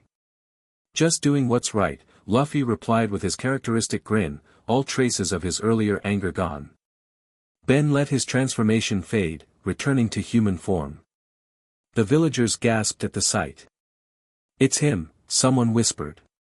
Phase shift Ben from the wanted posters. The straw hats really do have an alien shapeshifter. The elder approached Ben directly. "Young man, your powers saved many lives today. That building collapse would have killed the Tanaka family if not for your intervention." Ben smiled awkwardly, unused to such direct praise in this world. "I'm just glad I could help." The villagers insisted on preparing a feast for their saviors. Despite Nami's concerns about lingering too long, Luffy's enthusiasm for food won out. They spent the evening eating, drinking, and celebrating with the grateful islanders. During the feast, Ben found himself sitting beside Luffy on a hillside overlooking the village, both taking a moment away from the celebrations. "You know," Ben said after a comfortable silence, "this reminds me of what I do back in my world. Helping people, fighting the bad guys." Luffy nodded, munching on a massive piece of meat. "That's what heroes do, right? Doesn't matter what world you're in." "I guess," Ben agreed. "Though in my world, I'm not wanted by the government." Luffy laughed. "The world government here is rotten anyway. They protect the celestial dragons and let people suffer. Being their enemy means you're doing something right." "You've mentioned these celestial dragons before," Ben noted. "Who are they exactly?" Luffy's expression darkened slightly. "They think they're gods. They wear these bubble helmets so they don't breathe the same air as normal people. They keep slaves, kill anyone who looks at them wrong, and the Marines protect them." Ben was shocked. "And the government allows this?" "The celestial dragons are the government," Luffy explained. "Or its founders, anyway. That's why I punched one of them at Sabaody." He grinned at the memory. "It was worth it, even though Admiral Kizaru came after us." "You punched a world noble?" Ben blinked in surprise. "No wonder the Marines are so determined to catch you." "I'd do it again," Luffy said without hesitation. "No one hurts my friends or innocent people in front of me." Ben studied the rubber captain beside him.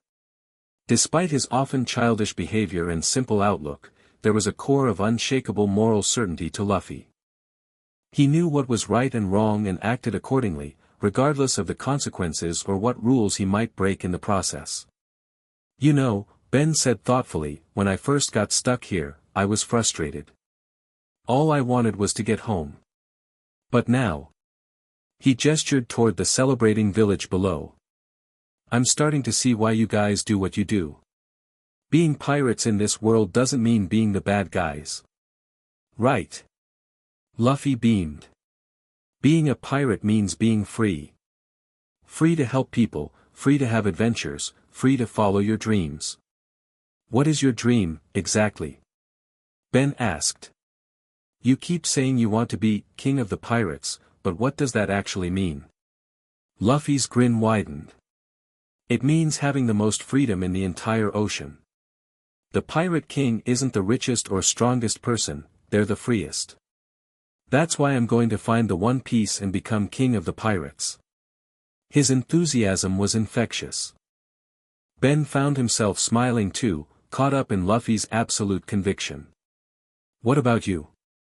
Luffy asked, turning the question around. "What's your dream in your world?" Ben considered this. "I never really thought about it that way.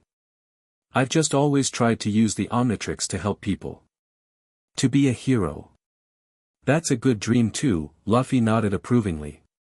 "Being a hero means protecting people's freedom." Their conversation was interrupted by Robin, who approached quietly. "Sorry to intrude, but there's something you should see, Ben."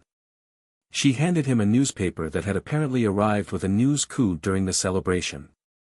On the front page was a new article about Ben, accompanied by a much clearer photograph showing him in human form, the Omnitrix clearly visible on his wrist. The headline read, "Phase Shift Ben, Interdimensional Threat. Marine Headquarters issues capture order." The article detailed what the Marines knew or suspected about Ben's origins and powers, including speculation that he possessed technology capable of interdimensional travel that could threaten the stability of the world. "They're really pushing the idea that I'm some kind of existential threat," Ben noted grimly. "The world government fears what it doesn't understand," Robin said softly. "Especially power it doesn't control. They want the Omnitrix," Ben realized. "Just like Vilgax and all the others back home. What's really concerning," Robin continued, "is this part." She pointed to a paragraph near the end of the article. "Sources within Marine headquarters confirm that Fleet Admiral Akainu has authorized Admiral Kizaru to employ all necessary force in the capture of Phase Shift Ben, classifying him as an S-rank threat on par with the ancient weapons. Additionally, intelligence suggests that other powerful factions have taken interest in the interdimensional visitor, including the Revolutionary Army and several Emperor crews." Emperor crews? Ben looked to Luffy for explanation. "The Yonko," Luffy supplied. "The 4 most powerful pirates in the world. Whitebeard was one before he died. Now it's Shanks, Big Mom, Kaido, and..." His expression hardened slightly. "Blackbeard. Marshal D. Teach," Robin added. "Also known as Blackbeard. A particularly dangerous individual who possesses multiple devil fruit powers, something previously thought impossible." "Multiple devil fruits?" Ben's eyes widened. "How is that possible?" "No one knows," Robin replied grimly. "But his interest in you is concerning. Blackbeard has a history of seeking out and stealing powerful abilities." Ben looked down at the Omnitrix, then back at the newspaper. "So now I have the Marines and evil pirates after me. Great." Luffy clapped him on the shoulder. "Don't worry. We'll protect you until your time travel friend comes back. That's what Nakama do." Despite the growing danger, Ben felt reassured. In just a short time, the Straw Hat crew had become more than just allies, they were friends he could trust with his life. "Thanks, Luffy," Ben said sincerely. They rejoined the celebration, though Ben's mind was now preoccupied with the news. If powerful forces were hunting him for the Omnitrix and his devil fruit abilities, he needed to master his powers as quickly as possible. And based on what he'd seen of this world so far, he'd need every advantage he could get. 3 days later, Ben stood alone on the deck of the Thousand Sunny under the stars. Everyone else had gone to bed, but he couldn't sleep. The ship rocked gently as it sailed through calm waters, guided by Nami's precise navigational instructions even while she slept. Ben activated the Omnitrix, cycling through aliens until he found the one he wanted. In a flash of green light, he transformed. Alien X. The celestial being's starry form materialized on the deck, now with an unusual transparency to its normally solid black body. Ben immediately felt the familiar pull of Serena and Bellicus, the 2 personalities that shared control of Alien X's form. Ben Tennyson, Bellicus, the voice of rage and aggression, boomed in his mind. "You dare transform into Alien X in a completely different universe. This is unprecedented," added Serena, the voice of love and compassion. "But fascinating. A universe where physical laws permit magical fruit to alter genetic structure." "I need your help," Ben explained mentally. "I'm trying to find a way home, and I thought Alien X's powers might offer some insight."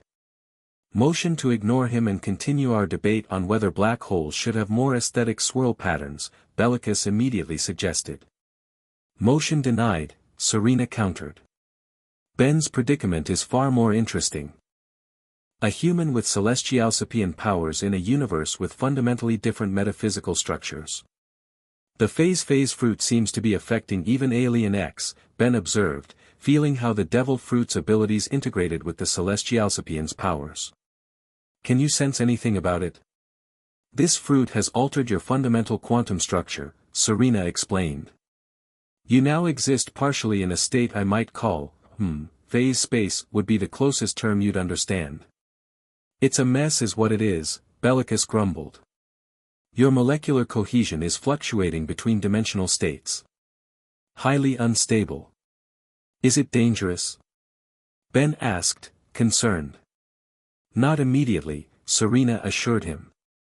But prolonged existence in this state without proper stabilization could eventually cause your physical form to dissipate.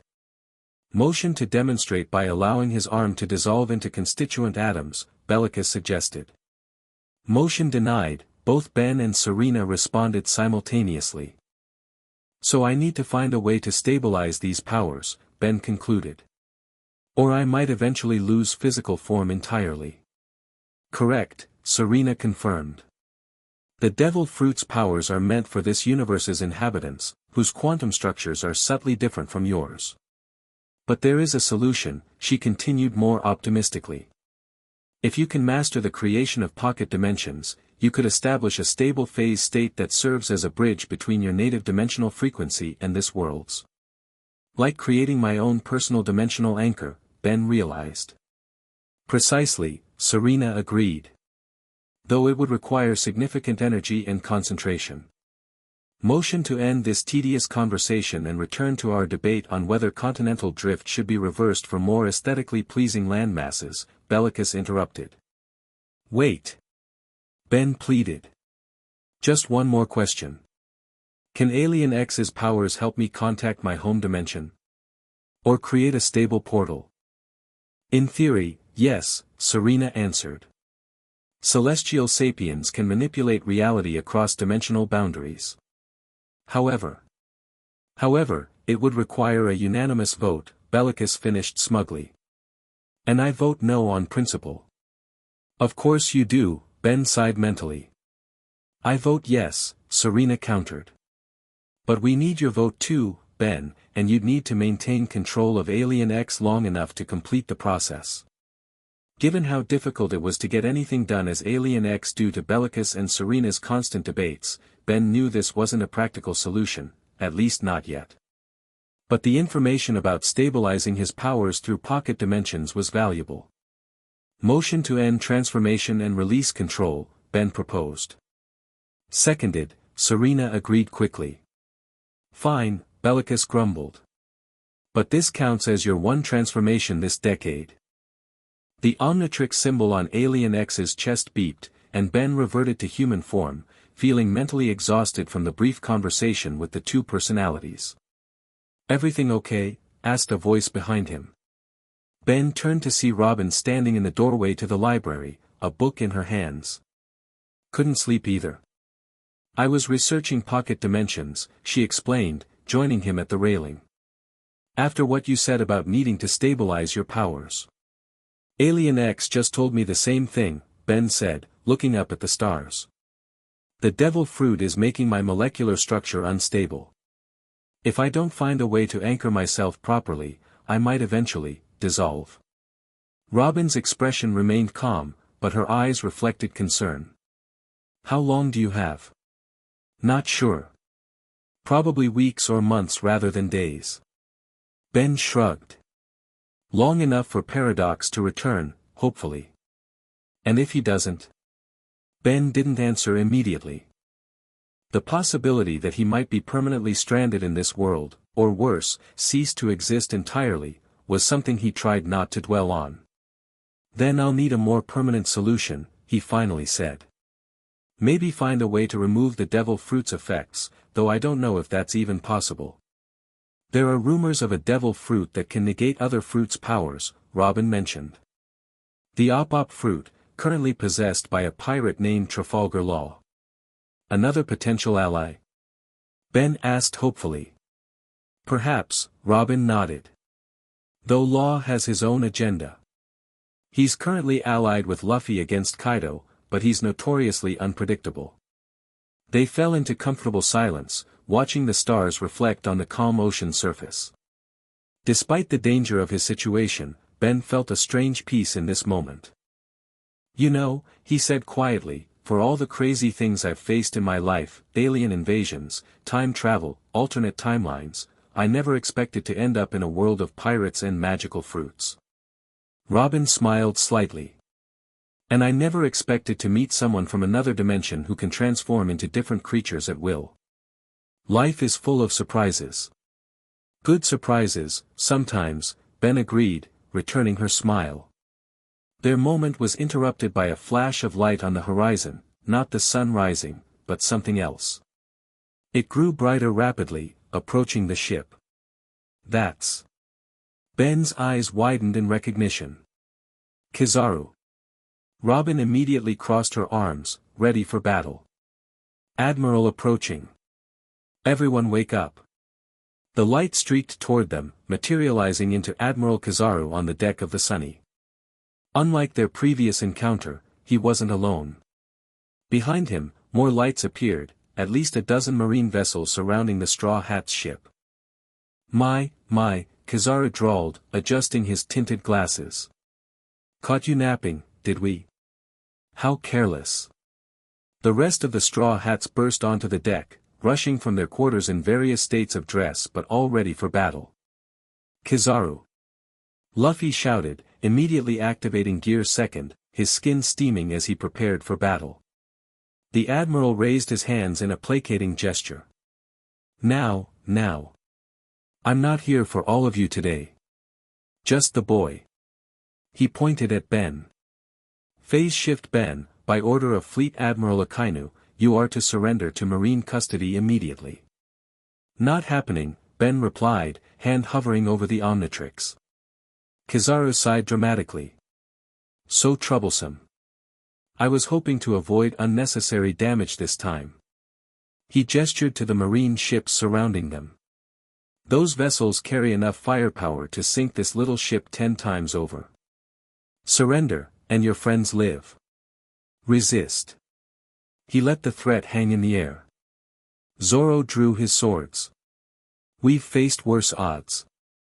Much worse, Sanji agreed, lighting a cigarette. The Sunny can take their cannons, Frankie added confidently. And I can create a fog to cover our escape, Nami suggested, clutching her climate baton. Kizaru's expression hardened slightly. You misunderstand. This isn't a negotiation. He raised a finger, light gathering at its tip. This is your only warning. Ben stepped forward. Wait. Everyone turned to look at him. I'll go with you, Ben said calmly. What? Luffy exploded. No way. We don't abandon our nakama. I'm not asking you to abandon me, Ben clarified. But I'm not going to let you all die fighting a battle you can't win. Not for me. Ben, Nami began, but he cut her off with a raised hand. Trust me, he said meaningfully, making eye contact with each crew member. I know what I'm doing. Understanding dawned in Robin's eyes first, then spread to the others. Ben had a plan. If you're quite done with the heartfelt goodbyes, Kizaru interrupted impatiently, shall we? Ben nodded, stepping toward the Admiral. Just one question first. Why does Akainu want me so badly? What does the world government really want with someone from another dimension? Kizaru studied him for a moment, then shrugged. Knowledge is power, boy. Your Omnitrix, your transformations, your ability to travel between dimensions, the strategic advantages are obvious. The 5 elders believe such power belongs under world government control. To protect the world. Ben pressed. Kizaru's smile didn't reach his eyes. To maintain the proper order of things. Right, Ben nodded, as if accepting this explanation. He turned to the Straw Hats. Thank you for everything. I won't forget you guys. Ben, Luffy said, his voice unusually serious. We'll come for you. I know you will, Ben smiled. But you won't have to. He turned back to Kizaru and held out his wrists. Let's go. The Admiral produced a pair of handcuffs that Ben recognized as sea stone from their distinctive color. These will suppress your devil fruit abilities. As for your other powers. He produced a second, more complex device. This was designed specifically to neutralize your transformation device. The moment Kizaru approached with the devices, Ben activated the Omnitrix. Going hero. In a flash of green light, he transformed into Goop. The amorphous alien's body shimmered with phase energy. Before Kizaru could react, Ben engulfed him, his acidic body burning through the Admiral's uniform. What the dash? Kizaru attempted to transform into light, but Ben's phase powers kept him partially material, trapped in Goop's acidic embrace. Simultaneously, Ben extended his phase field around the Straw Hats, creating a pocket dimension that rendered them invisible to the watching Marines. "Open fire," a voice commanded from one of the Marine ships. Cannons roared, but the cannonballs passed harmlessly through the spot where the Straw Hats had been standing. "Find them," another Marine officer shouted. "They must be using some kind of invisibility technique." Ben continued to restrain Kizaru, who struggled against the combined effects of Goop's corrosive body and the phase powers that prevented him from fully transforming into light. "Impossible," the Admiral grunted. "The sea stone should neutralize your devil fruit." "It would," Ben agreed, his voice bubbling through Goop's form. "If I were just a devil fruit user. But my powers come from another dimension entirely." Taking advantage of the confusion, Frankie activated the coup de burst, launching the Thousand Sunny into the air within the protective pocket dimension Ben had created. They soared over the Marine blockade, invisible to their pursuers. As they reached the peak of their trajectory, Ben released Kizaru, launching himself from the Admiral's body to rejoin the Sunny in midair. He extended a pseudopod, catching the ship's railing just as Frankie's technique reached its limit. The Sunny crashed back into the ocean several miles from the Marine fleet, now visible again as Ben couldn't maintain the pocket dimension while in motion. But they had broken through the blockade and gained a significant head start. Ben reverted to human form, collapsing onto the deck in exhaustion. Creating a pocket dimension large enough to encompass the entire ship had drained him completely. "That was awesome," Luffy exclaimed, bouncing with excitement. "You totally tricked Kizaru."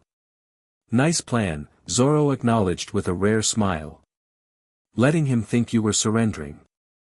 "I wasn't sure it would work," Ben admitted, breathing heavily.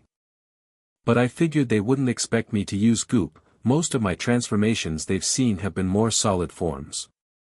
"The pocket dimension was impressive too," Robin added. "Much larger than any you've created before." "And way more draining," Ben groaned. "I don't think I could do that again anytime soon." "You won't have to," Nami assured him, checking her log pose.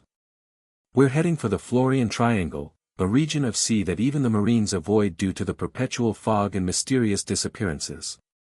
"Sounds great," Ben managed weakly before passing out from exhaustion. When Ben awoke, he found himself in the ship's infirmary with Chopper monitoring his vital signs. "How long was I out?" he asked, sitting up slowly. "About 16 hours, the reindeer doctor replied. Your body was completely drained of energy. The combination of your transformation and maintaining that pocket dimension pushed you to your limits. But it worked," Ben noted with satisfaction. "We escaped." "Yes, but at what cost?" Chopper sounded concerned. "Your cellular structure shows increasing signs of instability. The strain of creating that large pocket dimension accelerated the process." Ben remembered what Alien X had told him. "So I'm dissolving faster now?" Chopper nodded sadly. "I estimate you have weeks rather than months before the effects become dangerous." "Great," Ben sighed. "Just when I was starting to get the hang of these powers." "There might be a solution," Robin said, entering the infirmary with a book. "According to this text on devil fruits, extreme mastery sometimes leads to a state called awakening, where the user's powers evolve to affect their surroundings permanently rather than temporarily." "Awakening?" Ben repeated, interested. "Like what?" "For paramecia types, it usually means affecting objects around them with their power. For Zoans, enhanced transformations. For Logias like your phase fruit." She flipped to a specific page. "It means gaining complete control over the fundamental aspect of nature their fruit represents. So for me, complete control over the phase state of matter," Ben realized. "That could stabilize my powers." "Potentially," Robin agreed. But awakening is extremely rare and usually requires years of training. I don't have years, Ben pointed out. I need to figure this out fast. There might be another way, suggested a voice from the doorway. Professor Paradox stood there, looking exactly as he had when he'd left, his pocket watch gleaming in his hand. Paradox! Ben exclaimed, immediately trying to get up. Chopper pushed him back down firmly. Stay in bed, the reindeer ordered. You're not fully recovered. Paradox approached the bedside, studying Ben with scientific interest. You've been busy since I left, Benjamin. Creating pocket dimensions, battling marine admirals, developing quite the reputation as a pirate. Not by choice, Ben defended himself. But yeah, it's been eventful. And dangerous, Paradox added, his expression turning serious. Your cellular structure is becoming increasingly unstable. The phase fruit's powers weren't meant to interact with the Omnitrix. Tell me something I don't know, Ben sighed. Can you take me home now? Paradox checked his watch. Not quite yet, I'm afraid. The dimensional fluctuations are still too severe. Attempting transport now would tear you apart at the molecular level. Great, Ben muttered. So I'm still stuck here. Only temporarily, Paradox assured him. There is a solution, but it requires something rather specific. You need to stabilize your powers through awakening, as Miss Robin suggested. But that takes years. Chopper protested. Ordinarily, yes, Paradox agreed. But Ben has an advantage most devil fruit users don't, the Omnitrix. With the right transformation and the right catalyst, you might achieve awakening much sooner. What catalyst? Ben asked eagerly. Something that resonates with both your Omnitrix and your devil fruit powers, Paradox explained. A material that exists at the boundary between dimensions. Robin's eyes widened with understanding. Like the temple on Kronos Island. Precisely. Paradox beamed at her. The metal in that temple's dome, what the ancient people called chronium, exists partially in this dimension and partially in others. It's why their communication device could show Ben images of his home world. But we can't go back there, Nami protested, having joined them along with the rest of the crew. The Marines will be waiting for us. Indeed they will, Paradox agreed. Along with someone else who's taken a great interest in Ben's abilities. Blackbeard, Luffy growled, his usual cheerful demeanor darkening at the name. Paradox nodded grimly. Marshal D. Teach has learned of Ben's dimensional powers and the temple on Kronos Island. He believes it might grant him access to even more devil fruit abilities from other dimensions. So we have to beat both the Marines and Blackbeard to get to the temple. Zoro summarized, looking more excited than concerned at the prospect of battle. I'm afraid so, Paradox confirmed. But you won't be alone. The Revolutionary Army has also taken an interest in keeping Ben's powers out of world government hands. They're willing to provide a distraction. The revolutionaries? Nami looked surprised. Dragon himself is getting involved. The strategic implications of interdimensional travel are too significant to ignore, Paradox explained. For any faction. Ben listened to all this with growing frustration. So I'm just a prize to be fought over. Some kind of interdimensional weapon everyone wants to control. Not to everyone, Luffy said firmly, placing a hand on Ben's shoulder. To us, you're Nakama. We're going to help you get home because that's what friends do. The simple sincerity in Luffy's voice broke through Ben's frustration. The Straw Hat Captain might be childish and reckless, but his loyalty to his friends was absolute. Thanks, Luffy, Ben said, genuinely moved. So we have a plan, Sanji summarized. Return to Kronos Island, fight our way through Marines and possibly Blackbeard, get Ben to the temple, and help him achieve this awakening with his powers. All while not dying, Usopp added nervously. Let's not forget that part. Paradox checked his watch again. I must be going. Temporal matters require my attention elsewhere. But I'll return when the time is right. He looked directly at Ben. Achieve awakening, stabilize your powers, and I'll be able to take you home. Wait. Ben called as Paradox turned to leave. What about my family?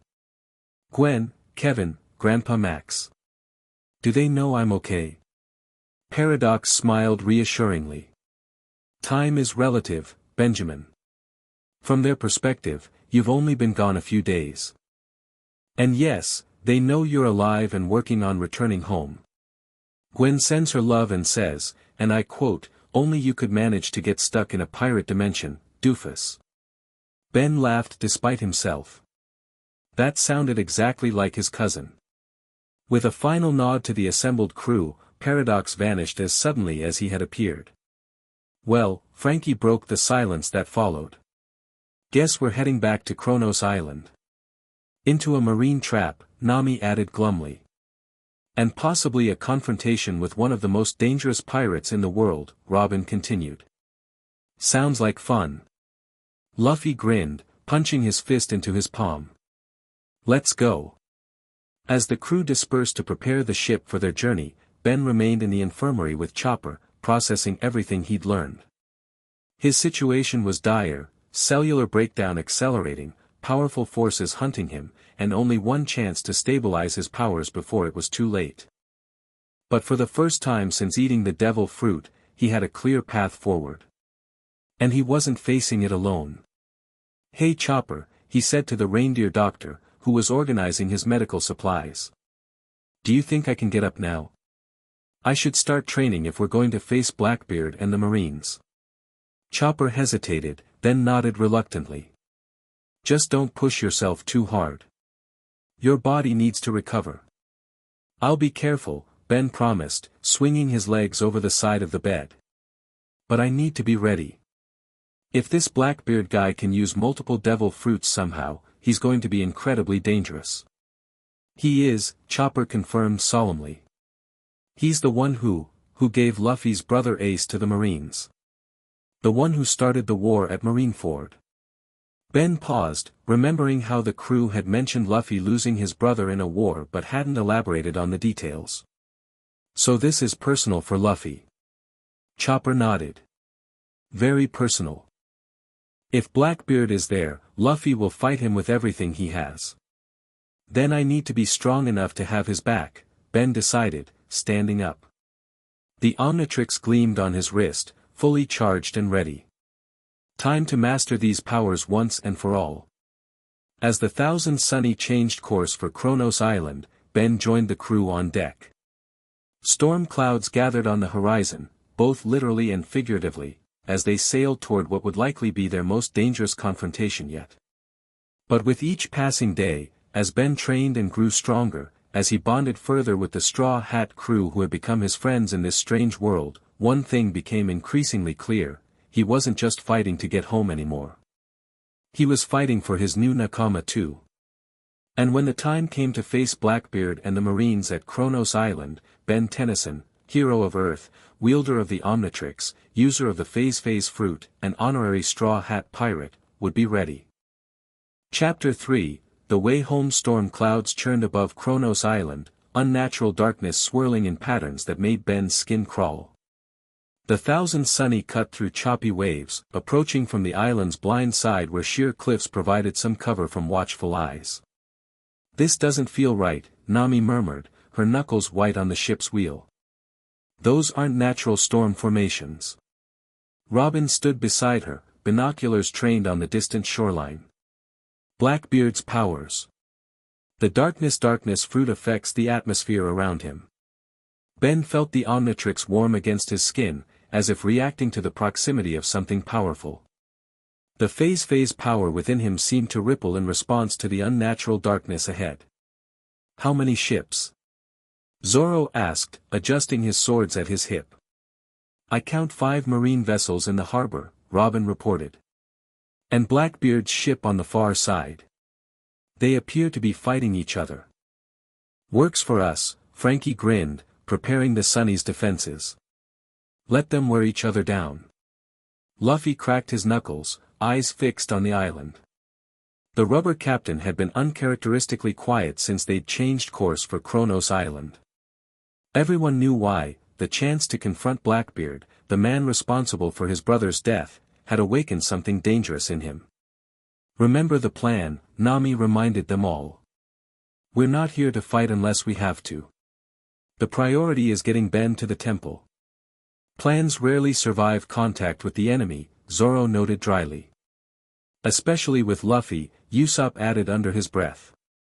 Ben checked the Omnitrix one last time.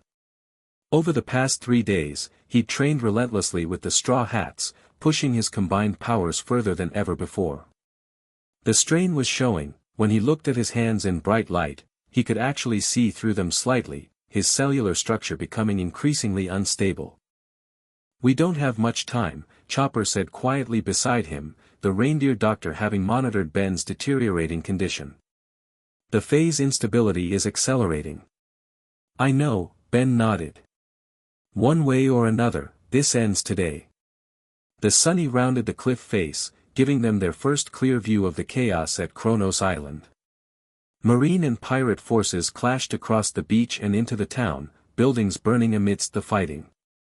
Above the town, the domed temple gleamed with an iridescent light that seemed to pulse in rhythm with the Omnitrix. "Looks like Blackbeard's already trying to access the temple technology," Robin observed. "Not for long," Luffy growled, stretching his arms in preparation. "Wait," Ben said suddenly, pointing to the far side of the island where a new commotion was starting. A group of ships flying unfamiliar flags had appeared, engaging the marine vessels. "Who's that?" "The Revolutionary Army," Robin identified them immediately. Paradox was right. "They're providing our distraction." "Then let's not waste it," Sanji said, lighting a fresh cigarette. "Soldier dock system ready, Frankie." "Super ready," the cyborg confirmed with his signature pose.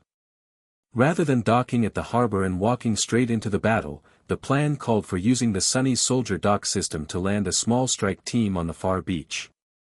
From there, they could make their way inland to the temple while both Marines and Blackbeard's forces were distracted by the revolutionaries. Channel 5. Mini Mary Go. Frankie announced, activating the system. The small Mary-shaped boat emerged from the Sunny's side, ready for deployment. "Strike team board now," Nami directed. "Remember, stealth is key." The strike team consisted of Ben, Luffy, Zoro, and Robin, a combination of raw power and strategic thinking that gave them the best chance of reaching the temple. The others would create a diversion with the Sunny if needed, keeping marine attention divided. As they boarded the Mini Mary, Ben looked back at the remaining crew. "If anything goes wrong, nothing's gonna go wrong." Usopp interrupted with forced confidence. "But if it does, we'll come running." "Just get to that temple and fix your powers," Nami added with a smile that didn't quite hide her worry. "We didn't come all this way to fail now." The Mini Mary detached from the Sunny, skimming across the waves toward a secluded cove. Ben sat beside Luffy at the front, watching the captain's determined profile against the darkening sky. "You okay?" Ben asked quietly. Luffy's eyes remained fixed on the island. "Blackbeard took Ace from me." His voice was uncharacteristically flat. "I won't let him take another friend." The simple declaration carried more weight than any elaborate promise. Ben nodded, understanding completely. In the short time he'd known Luffy, he'd come to recognize that the rubber captain's straightforward nature masked an unbreakable will when it came to protecting those he cared about. They reached the cove without incident, beaching the Mini Mary behind a cluster of rocks. Robin used her devil fruit powers to create a chain of arms that helped them scale the steep path up the cliff face. At the top, they paused to get their bearings. The sounds of battle echoed from the other side of the island, but their path through the dense forest seemed clear for the moment. "The temple's about 2 kilometers that way," Robin pointed toward the mountain rising from the center of the island. "If we move quickly, we might avoid the main fighting." "Too late," Zoro said grimly, drawing his swords as figures emerged from the trees ahead. Marine soldiers, a dozen of them, clearly on patrol rather than engaged in the main battle. They spotted the straw hats immediately. "It's Straw Hat Luffy." And Phase Shift Ben, one shouted. "Alert headquarters." Before the Marine could use his Den Mushi, Ben activated the Omnitrix. Going hero. In a flash of green light, he transformed into Echo. The small, silicon-based alien multiplied instantly, creating a dozen copies that surrounded the Marines. Each Echo opened its mouth and released a wall of sound, precisely modulated to knock out the soldiers without causing permanent damage.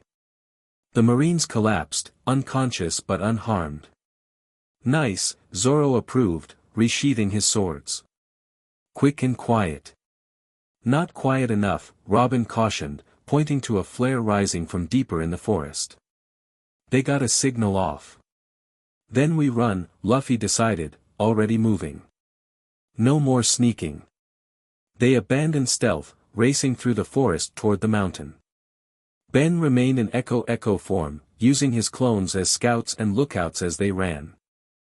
The phase powers gave this transformation an interesting advantage. His duplicates could phase through obstacles, traveling through trees and rocks rather than around them. "More Marines ahead," one clone called back. "And they've got a vice admiral with them." Smoker, Robin identified as they spotted the white-haired officer through the trees.